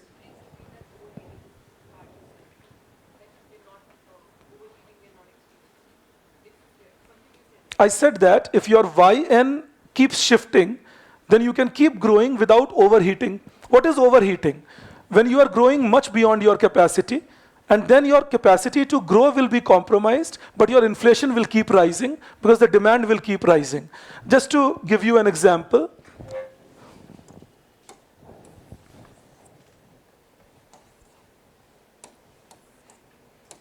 suppose if this is your YN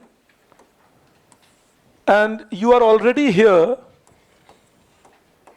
now if you go this side, your output has to rise and your inflation will rise. If you grow further, your inflation rises further. So you are overheating. You're growing beyond your capacity. And therefore your inflationary tendencies will be high. Beyond a point you can't push this because you are limited by this YN, but your demand is going on and that will push inflation and can make things hyperinflationary.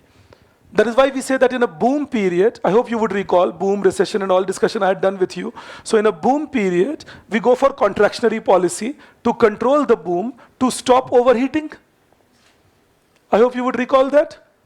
But now I'm saying that if I go for structural reforms and do supply side reforms, then this YN itself shifts here. So my demand might have shifted, I have not overheated.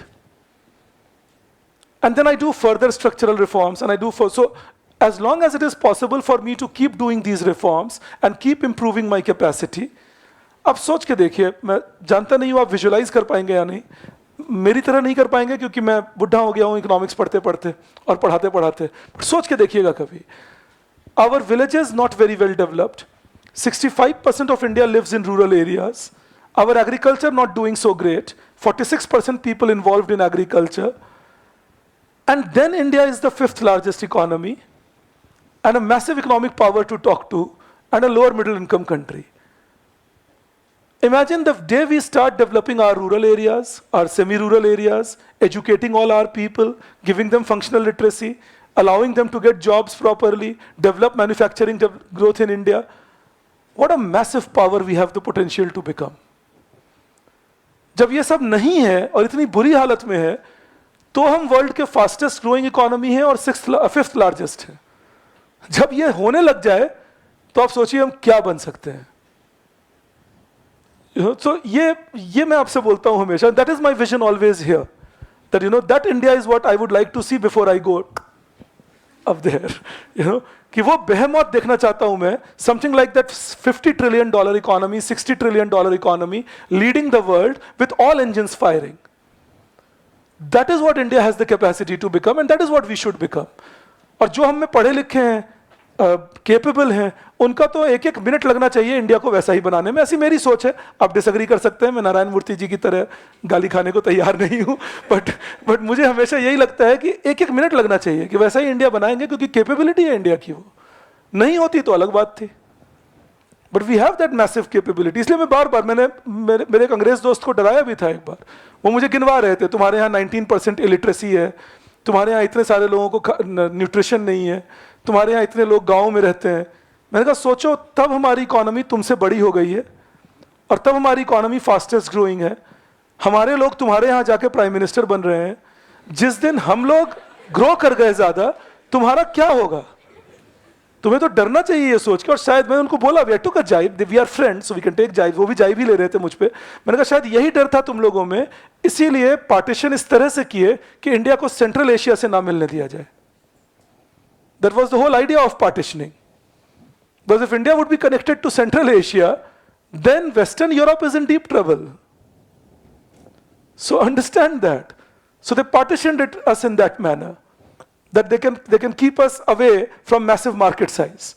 But anyways, as I told you, I was not about to discuss these things with you, but then this I was to discuss with you, of course, the structural idea. पर जो बातें मैं आपसे कह रहा हूं उनको समझिएगा, क्योंकि जब आप ये समझेंगे तो रियलाइज करेंगे कि जब आपसे सवाल पूछा जाएगा, how do you propose to make India $10 trillion economy, how do you propose to make India a developed economy by 2047, or what should India do to make sure that there is high growth without high inflation. इन सभी questions के जवाब यही 10 points हैं. That if we can do structural reforms and if we can then manage the cycle. Managing the cycle means what? Counter-cyclical management. If it is booming a lot, maintain contractionary policy. If it's in a slowdown, go for expansionary policy. But contraction expansion is the cyclical idea. Finally, it's the structure which will decide where you land up. Is everybody clear on that notion? All right. Then we go further, I hope.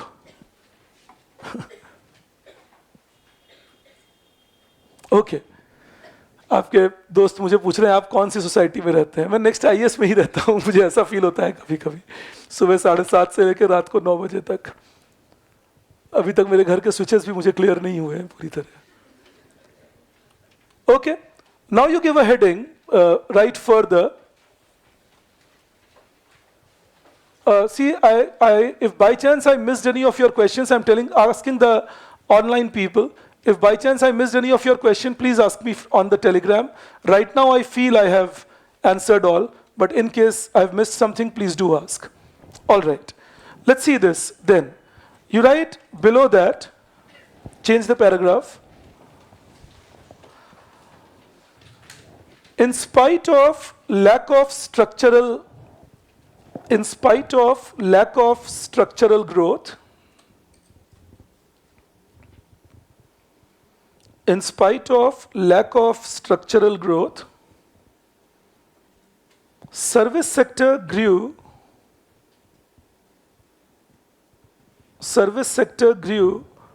at a fast pace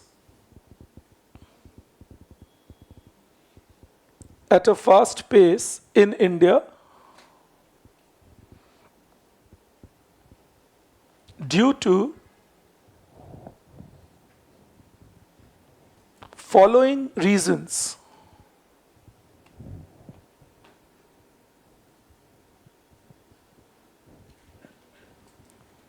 And you write first, sectors like IT, IT is information technology. Sectors like IT, comma, ITES, ITES is information technology enabled service.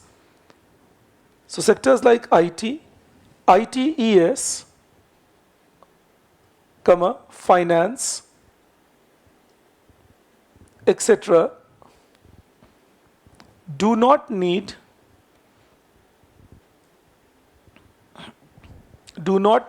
large land area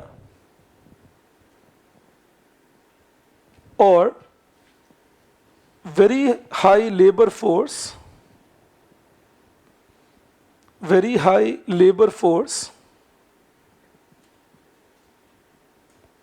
to grow faster.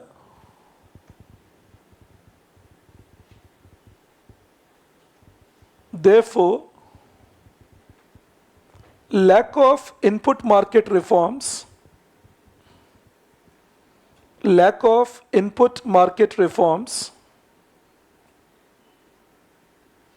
did not hurt their growth.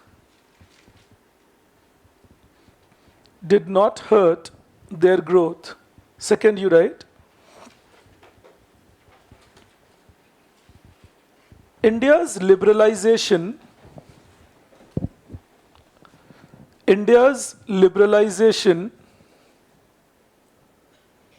in 1991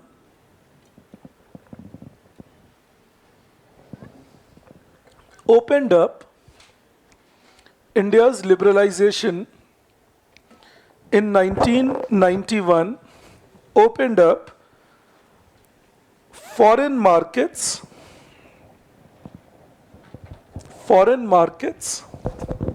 for sectors like IT, comma, business processing. Business processing is things like call centers and all. All right, business processing, comma,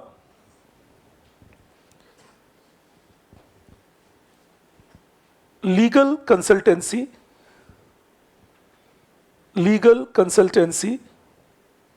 etc., in which India already had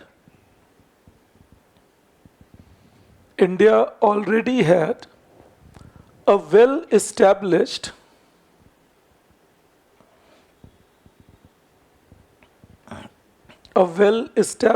structure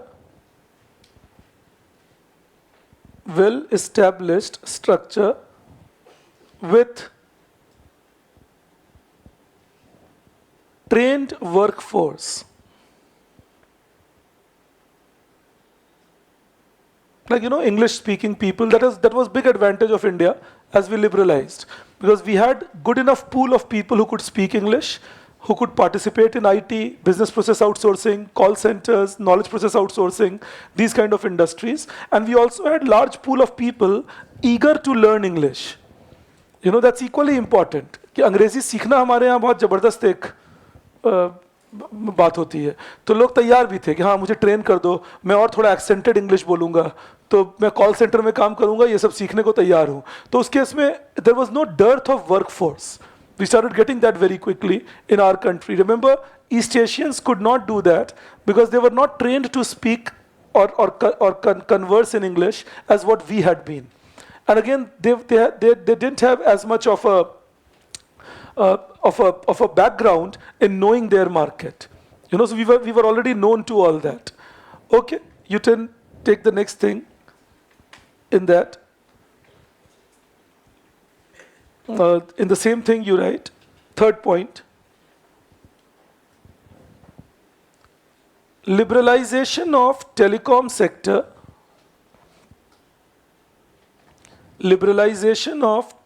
sector opened up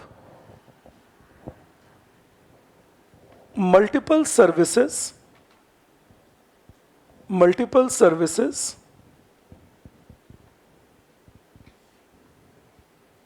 like internet, broadcasting,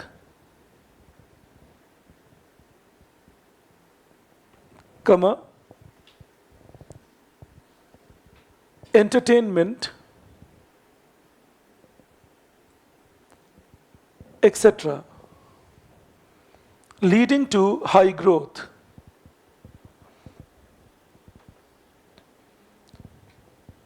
So, as I told you earlier also, that say, take our generation. So, we are a generation which was growing up on one television channel, Doordarshan, and that television channel will also operate 6 hours in a day maximum and functionally operate for half an hour, because apart from that 5.5 hours they will have very boring programs. So people won't be seeing it much. But that is what television was when we were growing up, 1980s I'm talking. Now 1991 we start liberalizing, telecom liberalized. So we liberalized the Broadcasting Act, the Telecom Act. So what did we do? We allowed cable television first of all. Cable television meant 50 channels, 60 channels, 80 channels, today 800 channels. Now why that becomes important? 800 channels will mean that many technicians, that many managers, that many owners, and so on.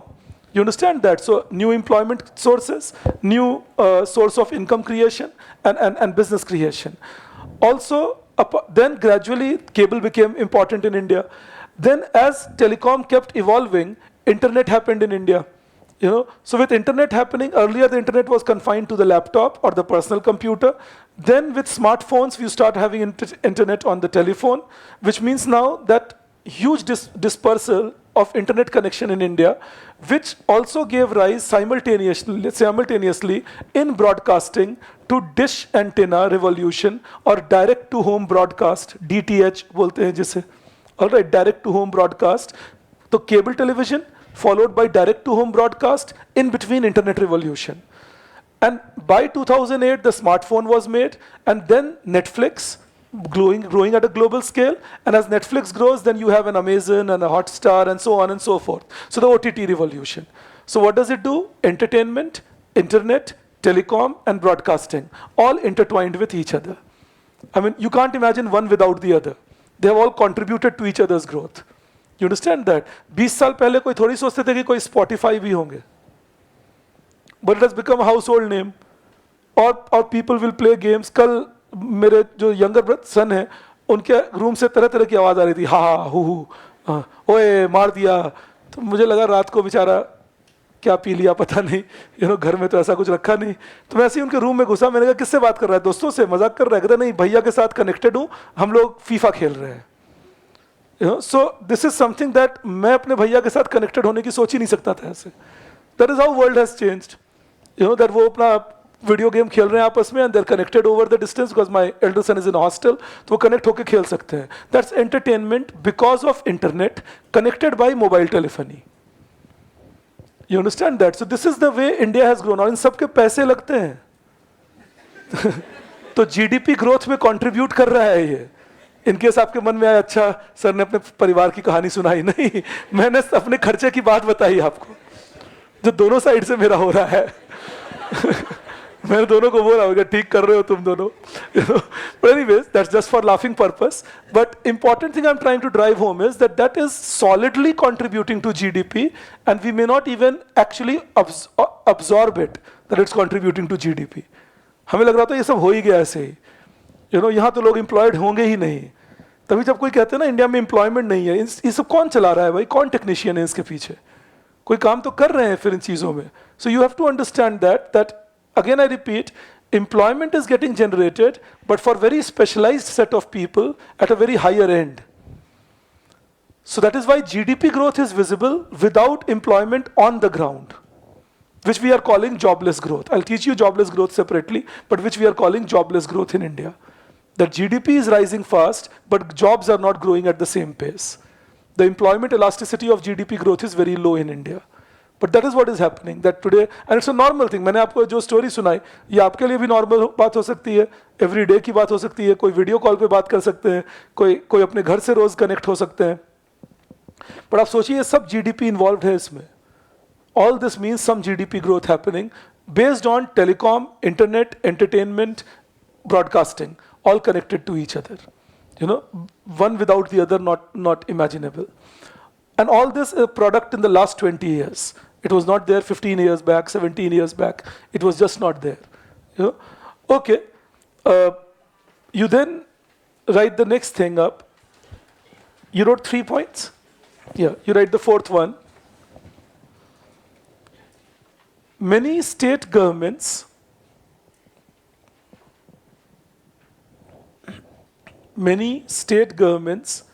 changed land use policy. Many state governments changed land use policy, which resulted in promoting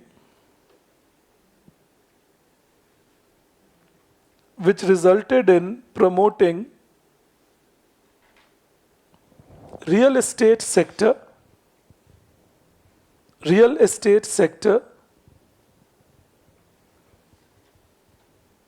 at a very fast pace.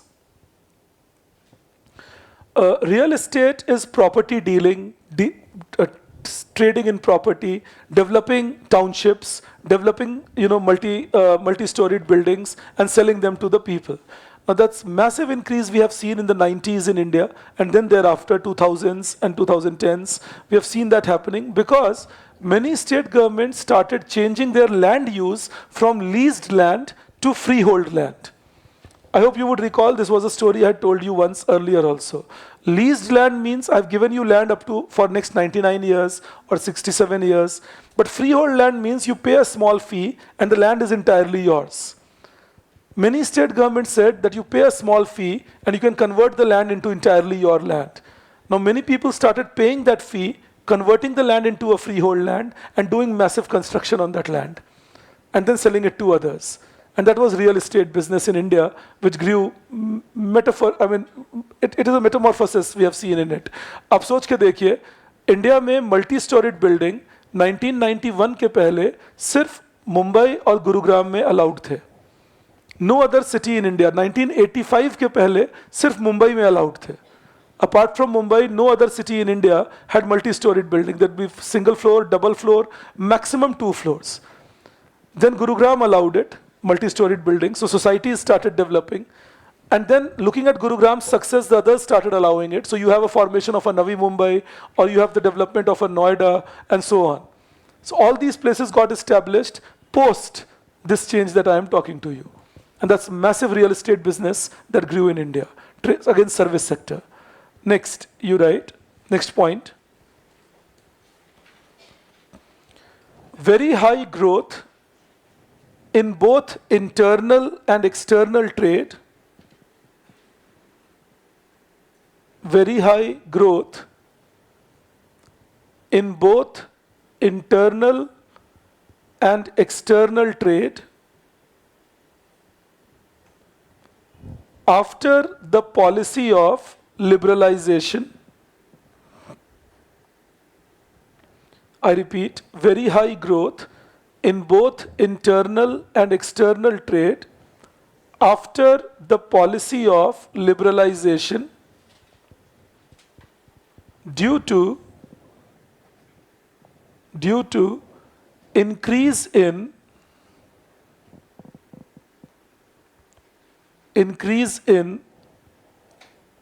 legal support and improvement in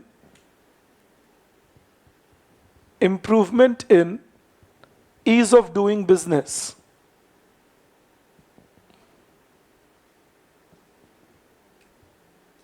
Full stop. Internal trade increased in India. Make it internal trade has increased in India. Internal trade has increased in India by more than 130 times. 130 times in value terms Value terms means in money terms. In value terms, and external trade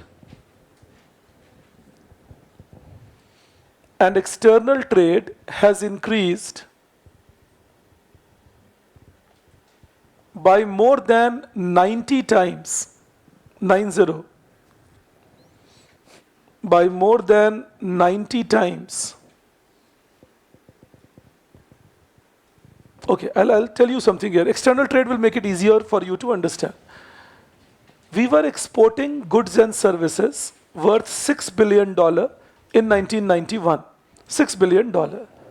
And we were importing goods and services worth $12 billion in 1991. So total external trade of India in value terms was $18 billion. $6 billion export, $12 billion import, goods and services. So total trade, $18 billion. Bring it to 2023, last year. 22-23 is what I mean. In 22-23, external trade is recorded at $773 billion, goods plus services. Exports, I'm sorry. $773 billion, that is the exports that we did. And $920 billion was the imports that we did.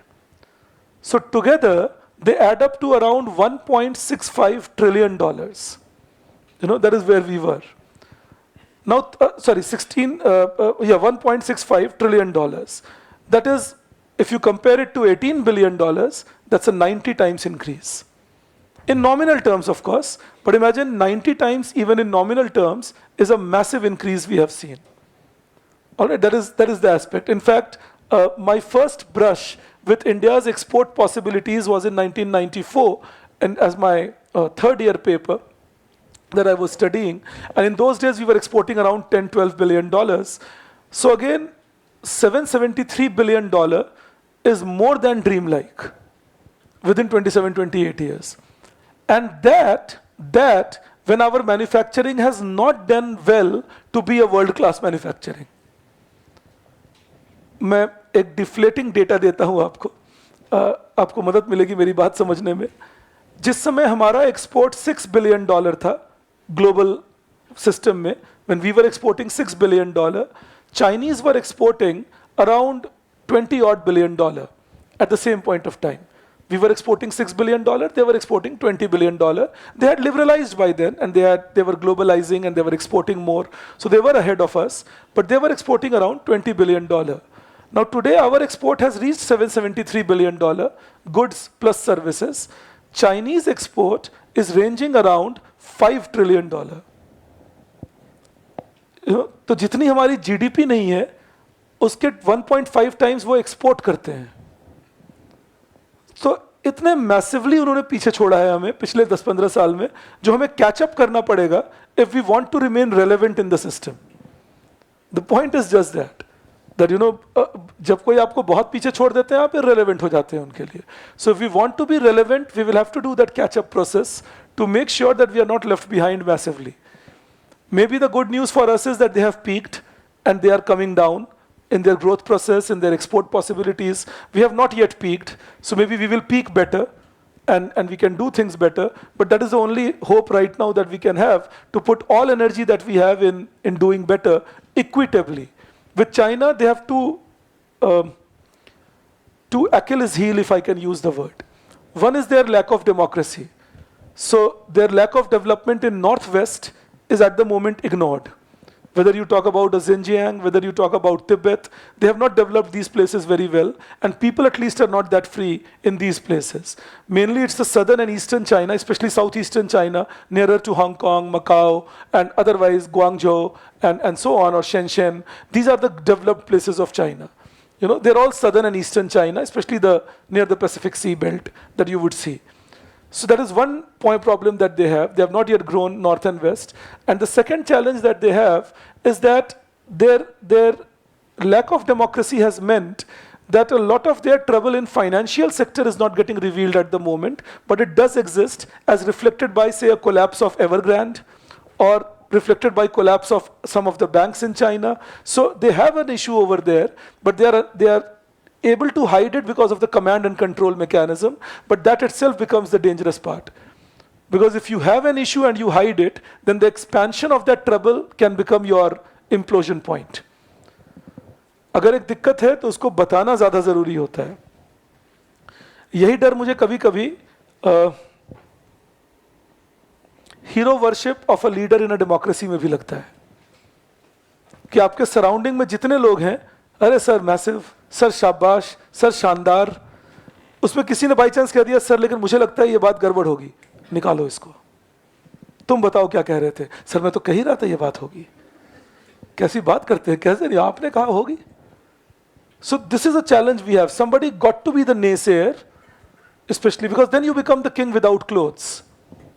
You know, because everybody says that the king is wearing new clothes and the king doesn't know I am nude. So kings should be very conscious that they have people around them who have the power to speak truth to them.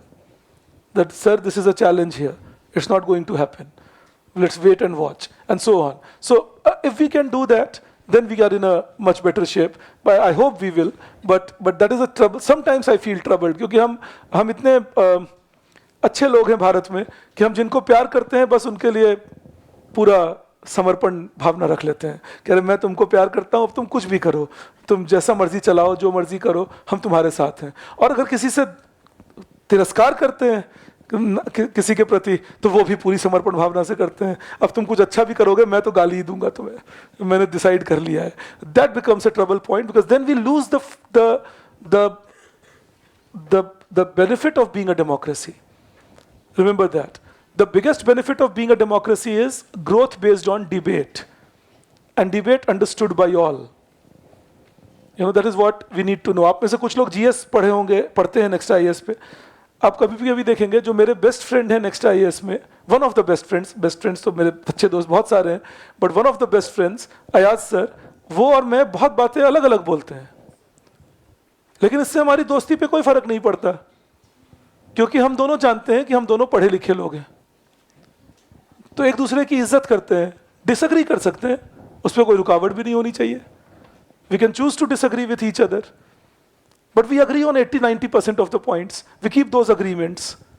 And on disagreements, we discuss it. Tell each other that, yes, look, but then this is where I disagree with you. He also says, I disagree with you. That's mutual respect and mutual faith.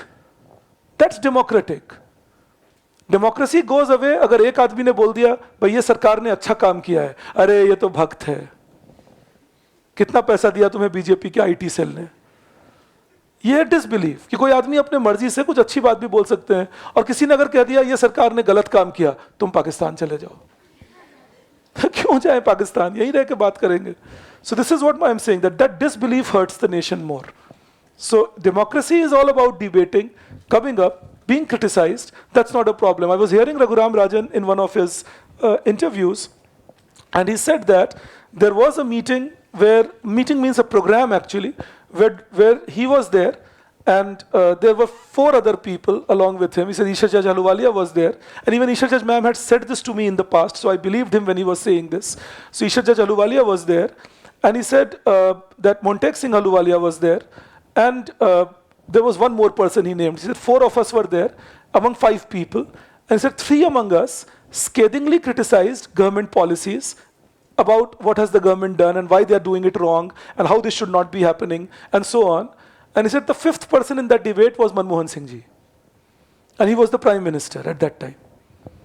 And he said that he listened to all of us, and then we said, okay, what is your response to it? He said, my response will be in the actions I will take, having inculcated what criticisms you have given and how feasible they are and how we can overcome these problems. So you got to somewhere internalize that, okay, I've made some mistakes and maybe I can rectify them. But unfortunately, as I told you earlier also, he never got the real power. The real power again remained with people who never came up to that power, and that becomes a challenge. You know, that is the aspect, because then the debates take a beating. So keep that in mind. That is the real. अभी भी कांग्रेस वही गलती कर रहे हैं, इसीलिए उनका वो इलेक्शन जीतने में उनको दिक्कत होती है. मल्लिकार्जुन खड़गे जी को बना दिया अपना चीफ, और रियल चीफ डिफैक्टो कोई और है. तो जो रियल चीफ है उन्हीं को चीफ रहना चाहिए, सारे बार्ब्स लेकर भी. वो ज़्यादा अच्छा होता है डेमोक्रेटिक डिबेट्स के लिए, और उनको भी प्रेजेंट करेगा as good leader, rather than making Kharge ji the chief. Otherwise, जब election करवाए कांग्रेस में और Shashi Tharoor puts his name in, then bring a credible candidate and let a fair election happen to see who wins. I mean, ruling by spin or ruling de facto is the most dangerous thing you do. Because then people start trusting not your words because they don't know whom to trust, whose words to trust. आप कहेंगे नहीं sir आप गलत बोल रहे हैं, आप anti Congress हैं, वही कितना पैसा दिया बीजेपी के आईटी सेल ने, ऐसा कोई बात नहीं है, मल्लिकार्जुन खड़गे जी ही कांग्रेस के असली नेता हैं. Then why Congress did not come full-fledged in the India meeting, I mean the alliance meeting, when it was proposed by Mamata Banerjee ji and Arvind Kejriwal ji that Mallikarjun Kharge ji should be the next Prime Minister candidate? If he is the leader of the Congress, and there are your teammates suggesting that he should be the next prime ministerial candidate, you should welcome it full-fledged. कह रहे वाह मेरे नेता को आप prime minister बनाएंगे, how gracious of you. और उल्टा कांग्रेस से ही लोग बोलने लगे ये प्रीमेच्योर है, अभी सोच के बताएंगे, रुक के देखते हैं. ये कैसी बातचीत होती है? अगर वो लीडर है और कांग्रेस यही तो कहते हैं मुझे सीट शेयरिंग ज्यादा चाहिए, मुझे इंपॉर्टेंस मिलना चाहिए, अब इससे ज्यादा इंपॉर्टेंस क्या मिलेगा कि आपके लीडर को प्रधानमंत्री बनाने की बात होती है. तो यहां डेमोक्रेटिक डिबेट खत्म हो जाता है. फिर यही समझा रहा था. And if democratic debates are over then you don't know whom do you talk to. The confusion we will have about Pakistan in future, whom are we talking to?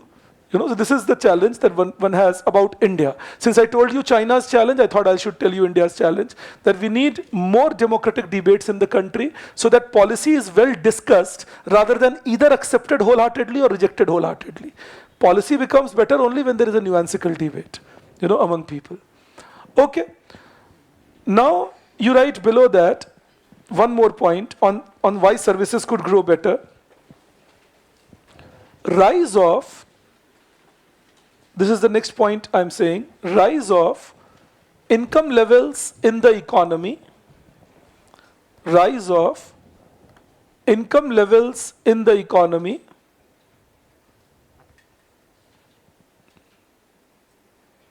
income levels in the economy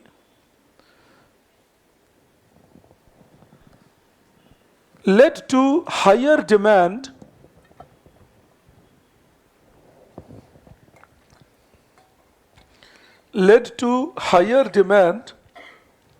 for luxury services,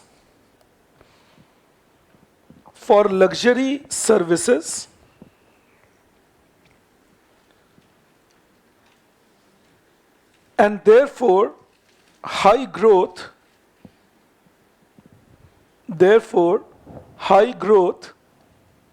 in sectors like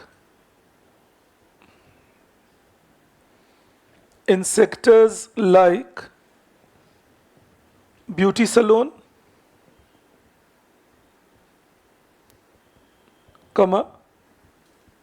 cosmetic surgery,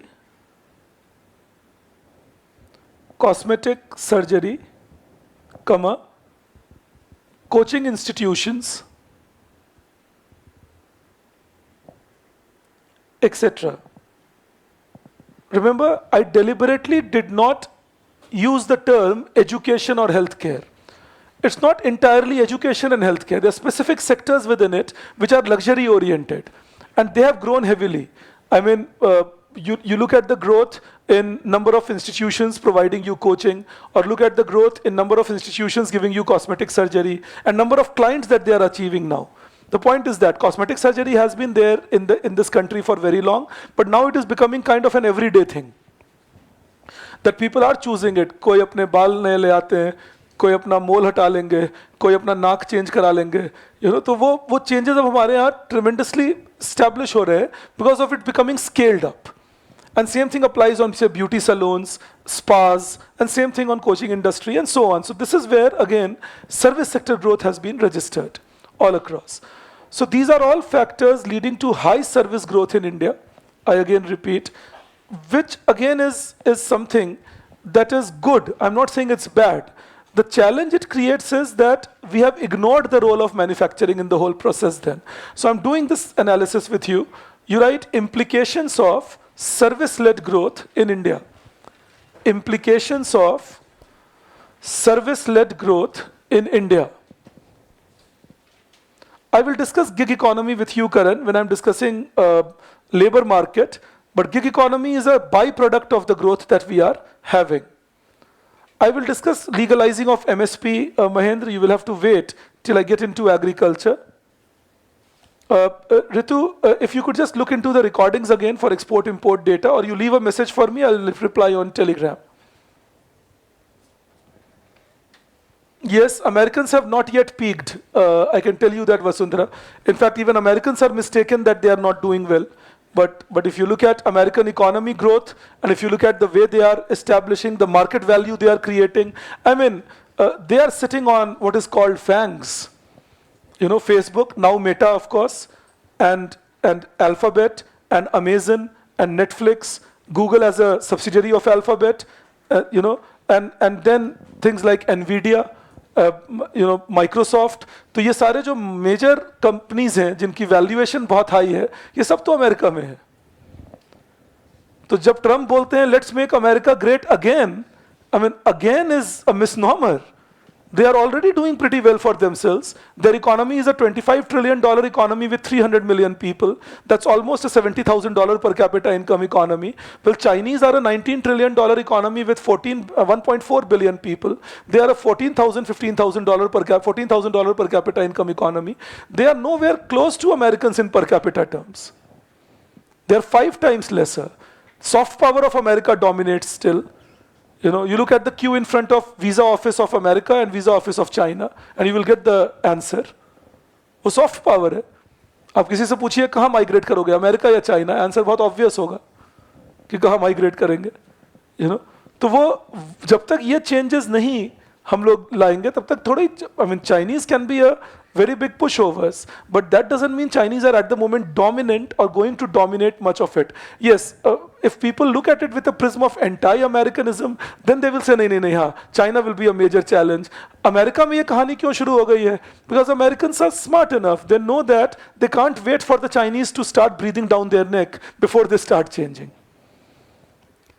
You know, so they're trying to control China right from now on, before they get too close to the Americans. I'm not at all saying China is not a powerful nation. I'm only saying that Americans are still far ahead as compared to Chinese, and Chinese will need at least 2 more decades to give America a very serious competition. You know, they don't have that many resources as yet. Chinese वही mistake कर रहे हैं जो Soviets ने किया था. Soviets को लगा था कि अब मैं पकड़ लिया इनको, जबकि वो अमेरिकन इकोनॉमी के 1/3 थे उस वक्त इन पर कैपिटा टर्म्स. तो ये गलती बस चाइना भी कर रहे हैं, उनको लग रहा है उन्हें पकड़ लिया अब इनको. और चाइना वही गलती कर रहे हैं जिसके बारे में मैं इंडिया में भी आपको वार्न कर रहा था, जो सोवियट्स करते थे, not allowing open dialogue. So the discontent will simmer inside. You know, ऐसा थोड़ी डिसकंटेंट होगा नहीं, लेकिन जब आप ओपन डायलॉग्स नहीं अलाउ करते हैं तो वो डिसकंटेंट अंदर ही अंदर सिमर करता है. Then it will explode one day, as it happened with Soviets. Of course, Chinese will not have that because they have given more richness to their people immediately. But if you recall zero COVID policy of Xi Jinping, the discontent had already started arising. People coming on the streets in Beijing or Shanghai. Banks were not allowing withdrawal. People protesting against the banks not allowing withdrawal. और ये तब जब China अपने news बाहर नहीं आने देते, तो सोचिए किस स्केल पे हुआ होगा कि ये न्यूज़ बाहर आने लगे चाइना से. तो इसीलिए समझना जरूरी है that when you are an authoritarian state, you always run the risk that there will be implosion one particular day. That is why no state should try being authoritarian. Let people vent out their frustration openly without scaring them of an IT law and putting them behind the bars. Don't do that. Let them bring it. Humor को control मत करिए. Humor एक बहुत तरीका होता है जिससे लोग अपनी frustration निकालते हैं, मजाक कर लेते हैं. हमारे यहाँ लोग बुरा मानने लगे हैं आजकल बहुत ज़्यादा. अब किसी भी बात पे ह्यूमर कहिए, नहीं नहीं नहीं, ऐसा बोलना नहीं चाहिए. ये बात आपको समझा रहा हूँ. This is something where societies start getting थ्वाटेड. अमेरिकन्स को भी ये बीमारी लग रही है धीरे धीरे, no doubt about it. But cancel culture उनके यहाँ भी बहुत ज़बरदस्त चल रहा है. that boycott the person and so on and so forth. But this is not healthy for the long-term growth. Long-term growth is let humans express. That's very important, because that way they will not explode one day. that is the way to learn. इसीलिए authoritarian regimes नहीं चल पाते हैं ज़्यादा, कहीं ना कहीं implode करते हैं, और जो डेमोक्रेसीज रहे वो लास्ट करते रहे, because people had the freedom of expression. That is very important in any democratic. So if somebody says India needs less democracy and we should try thinking like China, tell them India needs more democracy, more grassroots democracy to keep it stronger and make sure the growth is stable and longer. Always keep that view. Whenever you are writing any answer, giving an answer in an interview, that should be the trajectory you should always take.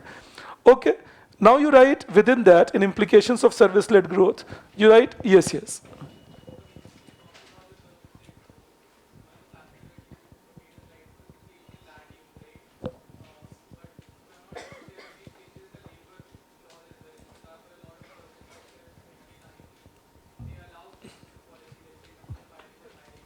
Yeah.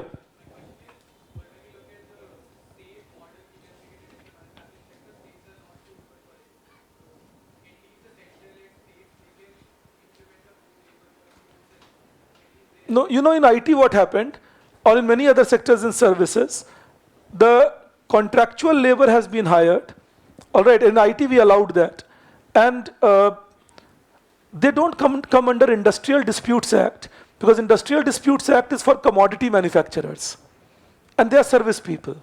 So in that case, what happens is many of the labor laws, which would otherwise be very stifling, are not stifling the IT sector. And that gives a lesson that we should think about improving the labor laws that we have, in India right now, especially for industrial sector. All right. Okay. See, what is reform? In a nutshell, if you look at the philosophy of reform, what should be the philosophy of reform? Correcting the inefficiencies, right? Why do inefficiencies arise? The inefficiencies arise by exaggeration of a particular method beyond what is viable. That leads to inefficiency. मैं आपको एक बहुत simple सा example देता हूं. खाना खाने में दिक्कत नहीं है, ज्यादा खाने में दिक्कत है. ट्रेड यूनियन में दिक्कत नहीं है, ट्रेड यूनियन के एब्सोल्यूट पावर में दिक्कत है, और ट्रेड यूनियन के नहीं होने में दिक्कत है. आप समझिए ये बात, ये दो एक्सट्रीम है. No trade union, very dominant trade union. Both of these will create problem. The socialist say keep a dominant trade union, the neoliberals say no trade union. That's a challenge. You need a trade union with a proper set of law so that they are true representatives of the labor whom they claim to represent. So in India what happened? We took the extreme on the left side, the socialist side. So the reform needed that clarification. That okay, come down, you have gone too extreme to the left, come to the middle. तो इसीलिए वो reforms करने पड़े.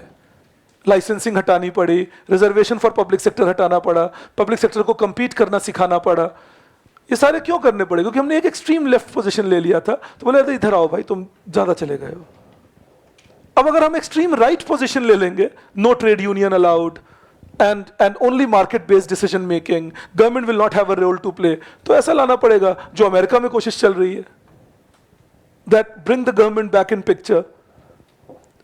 So it depends on what is your starting point, which will decide what kind of reforms you need in your country to then work it out. I hope I'm reaching you on that. So always keep that in mind. Those extremities can harm you. And we should always be careful about those extremities, in any economic system. Okay, so इसीलिए मैंने कहा कि हम बहुत ज़्यादा left की तरफ चले गए. अभी आप सोचिए, अगेन मैं पॉलिटिकल कमेंट कर रहा हूँ, लेकिन कुछ लोगों को आप देखेंगे, जैसे मैं हमेशा बोलता हूँ, मोदी जी को बहुत ज़्यादा प्रेज करते हैं और कुछ लोग बहुत ज़्यादा क्रिटिसाइज करते हैं. अनफॉर्चुनेटली, और कुछ इंटेलेक्चुअल्स को भी आप देखेंगे कि जो इंटेलेक्चुअली शार्प लोग हैं बट वो भी एक साइड ले रहे हैं. क्यों पता है? Unfortunately they are becoming so disturbed by one side that they are trying to more than balance the other side. You understand that? That is what happens. मैं जैसे आपको बोलता हूँ आज हिंदू में ये गलत लिख दिए या आज हिंदू में ऐसा गलत लिख दिए, तो आपको लगेगा भी सर हिंदू को कितना क्रिटिसाइज करते हैं, तो पढ़ते क्यों है पता नहीं, 12 रुपया फालतू है पर डे का इनके पास. नहीं, मैं द हिंदू को रिस्पेक्ट करता हूँ, वो एक अच्छे न्यूज़पेपर है, बट अनफॉर्चुनेटली पिछले 2-4 सालों में they have become so anti government that I need to criticise them more in the class to give my students a more correct spot to look at things from. It is not that Hindu is a bad newspaper and you should not read it. It's a very decent newspaper. They report many things very correctly. They write some wonderful articles and give some wonderful information. But the problem is that when you overdo a criticism, then somebody will have to take up a place and say that, look, this criticism is not valid, don't read this, and don't read that. And that's a challenge. So in that case, the person saying it might look like an anti the product. I'm not anti. I'm saying, when I say I, now think, जब आप सुनते हैं कि doctor Raghuram Rajan ने मोदी जी को criticise कर दिया, तो एक कारण ये हो सकता है, मैं नहीं जानता हूँ ये है या नहीं, पर मैं ऐसे देखता हूँ पब्लिक इंटेलेक्चुअल्स को बिहेव करते हुए, उनको ये लगता है बहुत ज्यादा प्रेज चल रहा है, तो रेक्टिफिकेशन देना जरूरी है. ऐसे ही आप कुछ लोगों को देखेंगे वो बहुत प्रेज करते हैं मोदी जी को, तो उनको लगता है बहुत क्रिटिसिज्म हो रही है और नेगेटिविटी हो रही है, तो प्रेज करना जरूरी है. इस चक्कर में दोनों क्या करते हैं, अपने अपने काम को ओवरडू कर जाते हैं. That becomes the challenging aspect, because as common people, laymen, people don't understand that they are coming from which side. They think, अरे ये तो ये बात बोल रहे हैं तो सही होगा. रहा सा काम मीडिया पूरा कर देते हैं. अगर आप में से कोई सोचिए, अगर आप में से कोई पढ़े होंगे ब्रेकिंग द मोल्ड, तो आप देखेंगे कि उसमें एक ही चैप्टर है जहां वो बात करते हैं सर्विस लेड ग्रोथ की. Rest other places he is referring to so many things that need to be done in India. But media ने एक ही बात हाईलाइट की. He talks service-led growth, and that got highlighted, that got talked about. And I repeat again, he talked so many things. He talks about labor law reforms. He talks about public sectors being given a lesser space. ये सारी बात वो करते हैं. इनकी कोई बात नहीं हुई. तो वही मैंने कहा, बच्चा खुचा काम मीडिया कर देते हैं. और हम में से मैसिव लोग हैं इंडिया में, स्पेशली आप में भी काफी लोग होंगे, जो अपने आप को एक अखबार पढ़ के इंटेलेक्चुअल मानते हैं. आपको फुर्सत नहीं है कि आप किताब पढ़ पाएं या खुद को एजुकेट कर पाएं बेहतर, तो एक अखबार पढ़ लिए, उस अखबार ने जो सिखा दिया सीख लिए, उसके बाद अपने से कम पढ़े लिखे को पकड़े और उनको बोले, तुम्हें पता है, मैं बता रहा हूं, तुम्हें ज़्यादा आइडिया, तुम्हारे ऊपर जाइब नहीं ले रहा, पर मैं बहुत लोगों को ये करते देखता हूं कि वो उनको पकड़ते हैं जो उनसे थोड़ा कम जाने, फिर बोलते हैं अब मैं तुम्हें बताता हूँ, देखो. फिर जो कम जानते हैं उनको लगता है, अरे यही तो मिले मुझे मेरे खोए हुए चाणक्य. तो ये आपको मैं समझा रहा हूं that this is something, if we can break that, these are the reasons of reforms not taking the shape that we would have liked it to take, in India, because there's a lot of acrimony about reforms at times. Okay, then you write in that benefits of service-led growth. Implication में ही बोल रहा हूं. Implication के दोनों sides होंगे ना, benefit भी और challenges भी. Implication का मतलब होता है असर. तो असर तो खराब भी होता है, अच्छा भी, तो मैं दोनों ही बता रहा हूं आपको. All right, benefits of service led growth. You right first in that it led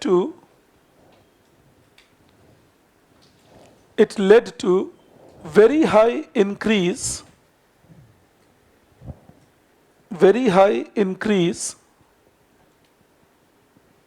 in GDP, which increased resources,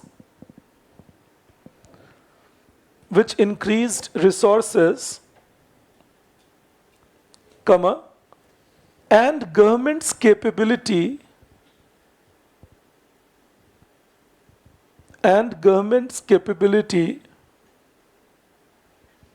to provide development, which increased resources and government's capability to provide development. That is one. All right, that as we grew rich, government could afford a Manrega, government could afford a Jal Jeevan mission. All this can happen only when you have money to do that. All right, and service sector growth gave that money. Second, you write,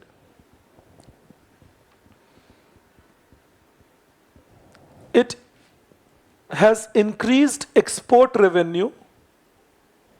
It has increased export revenue from negligible in 1991,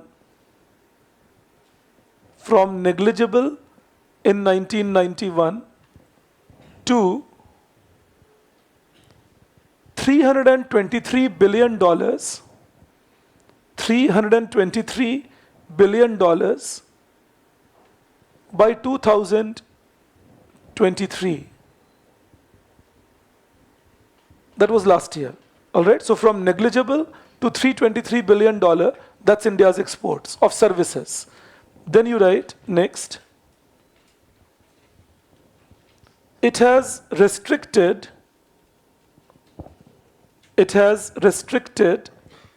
brain drain from India. It has restricted brain drain from India. Brain drain is people who are educated, skilled, going away from the country, settling down in a foreign country. So with service-led growth, especially IT or law or accounts and so on, many people started coming back to India, and many talented Indians then stopped leaving India. So that was the restriction of brain drain from India. Then you write below that challenges,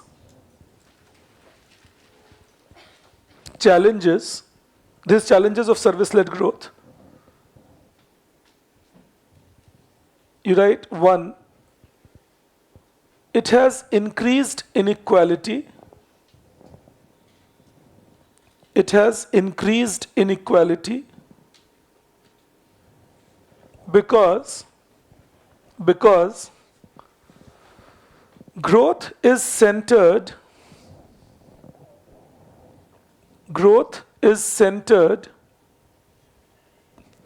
in urban areas and among skilled workers.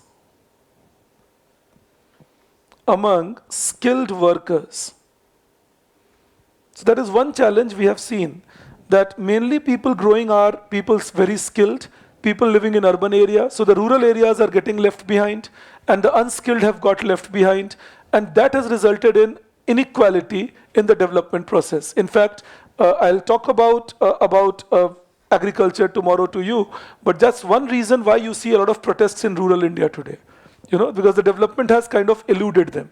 So if the development eludes me, I will definitely come up in protest because I'm not getting what I would expect me to get, given what others are getting in the same economy. All right, that is challenge 1 that service-led growth has created. Why do I call it the challenge of service-led growth? Because with service-led growth, we did not do manufacturing as well, which means the possibility of giving alternative employment in rural area, possibility of increasing productivity of agriculture, reducing the pressure of population of land, all that has not happened. You understand that? So that is why connecting it to service-led growth. Second, you write, service sector is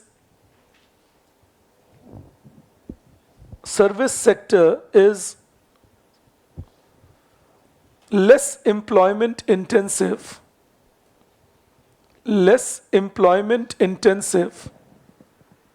and therefore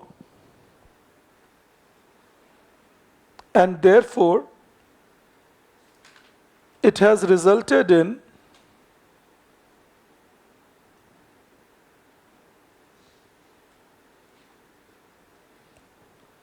jobless growth situation.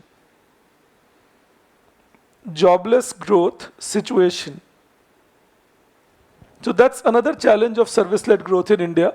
They are not as labor-intensive as manufacturing can be, and that means that growth has happened, but jobs have not picked up accordingly. And third, you write, it has resulted in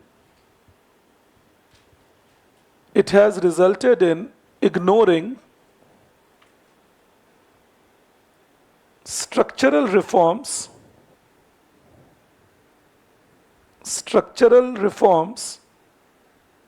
which can promote better quality growth. Structural reforms which can promote better quality growth.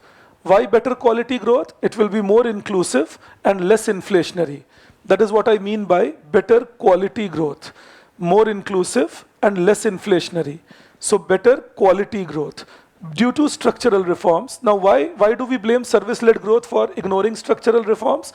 Because every time you ask the governments, I'm using plural, over last 25 odd years, whenever you tell them that we need to do reforms and we need to bring changes, the refrain you get is, no, no, don't worry, we are the fastest growing and we are such a large economy. So we don't talk about the reforms needed, relying on all the laurels we are getting from service-led growth.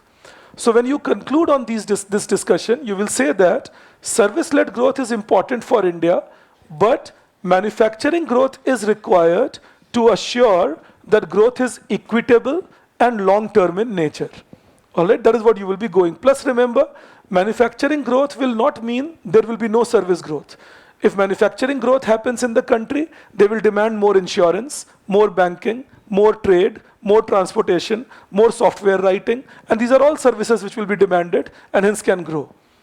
You understand that? So manufacturing growth is not antithetical to service growth.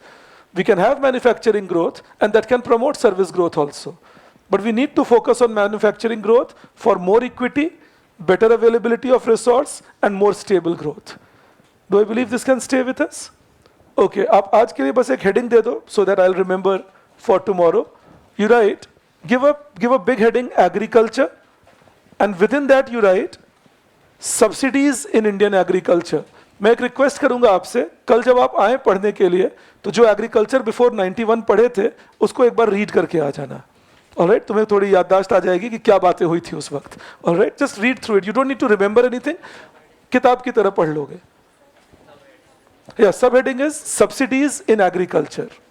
Subsidies. Okay, I'll see you tomorrow then, 3 o'clock. Thank you.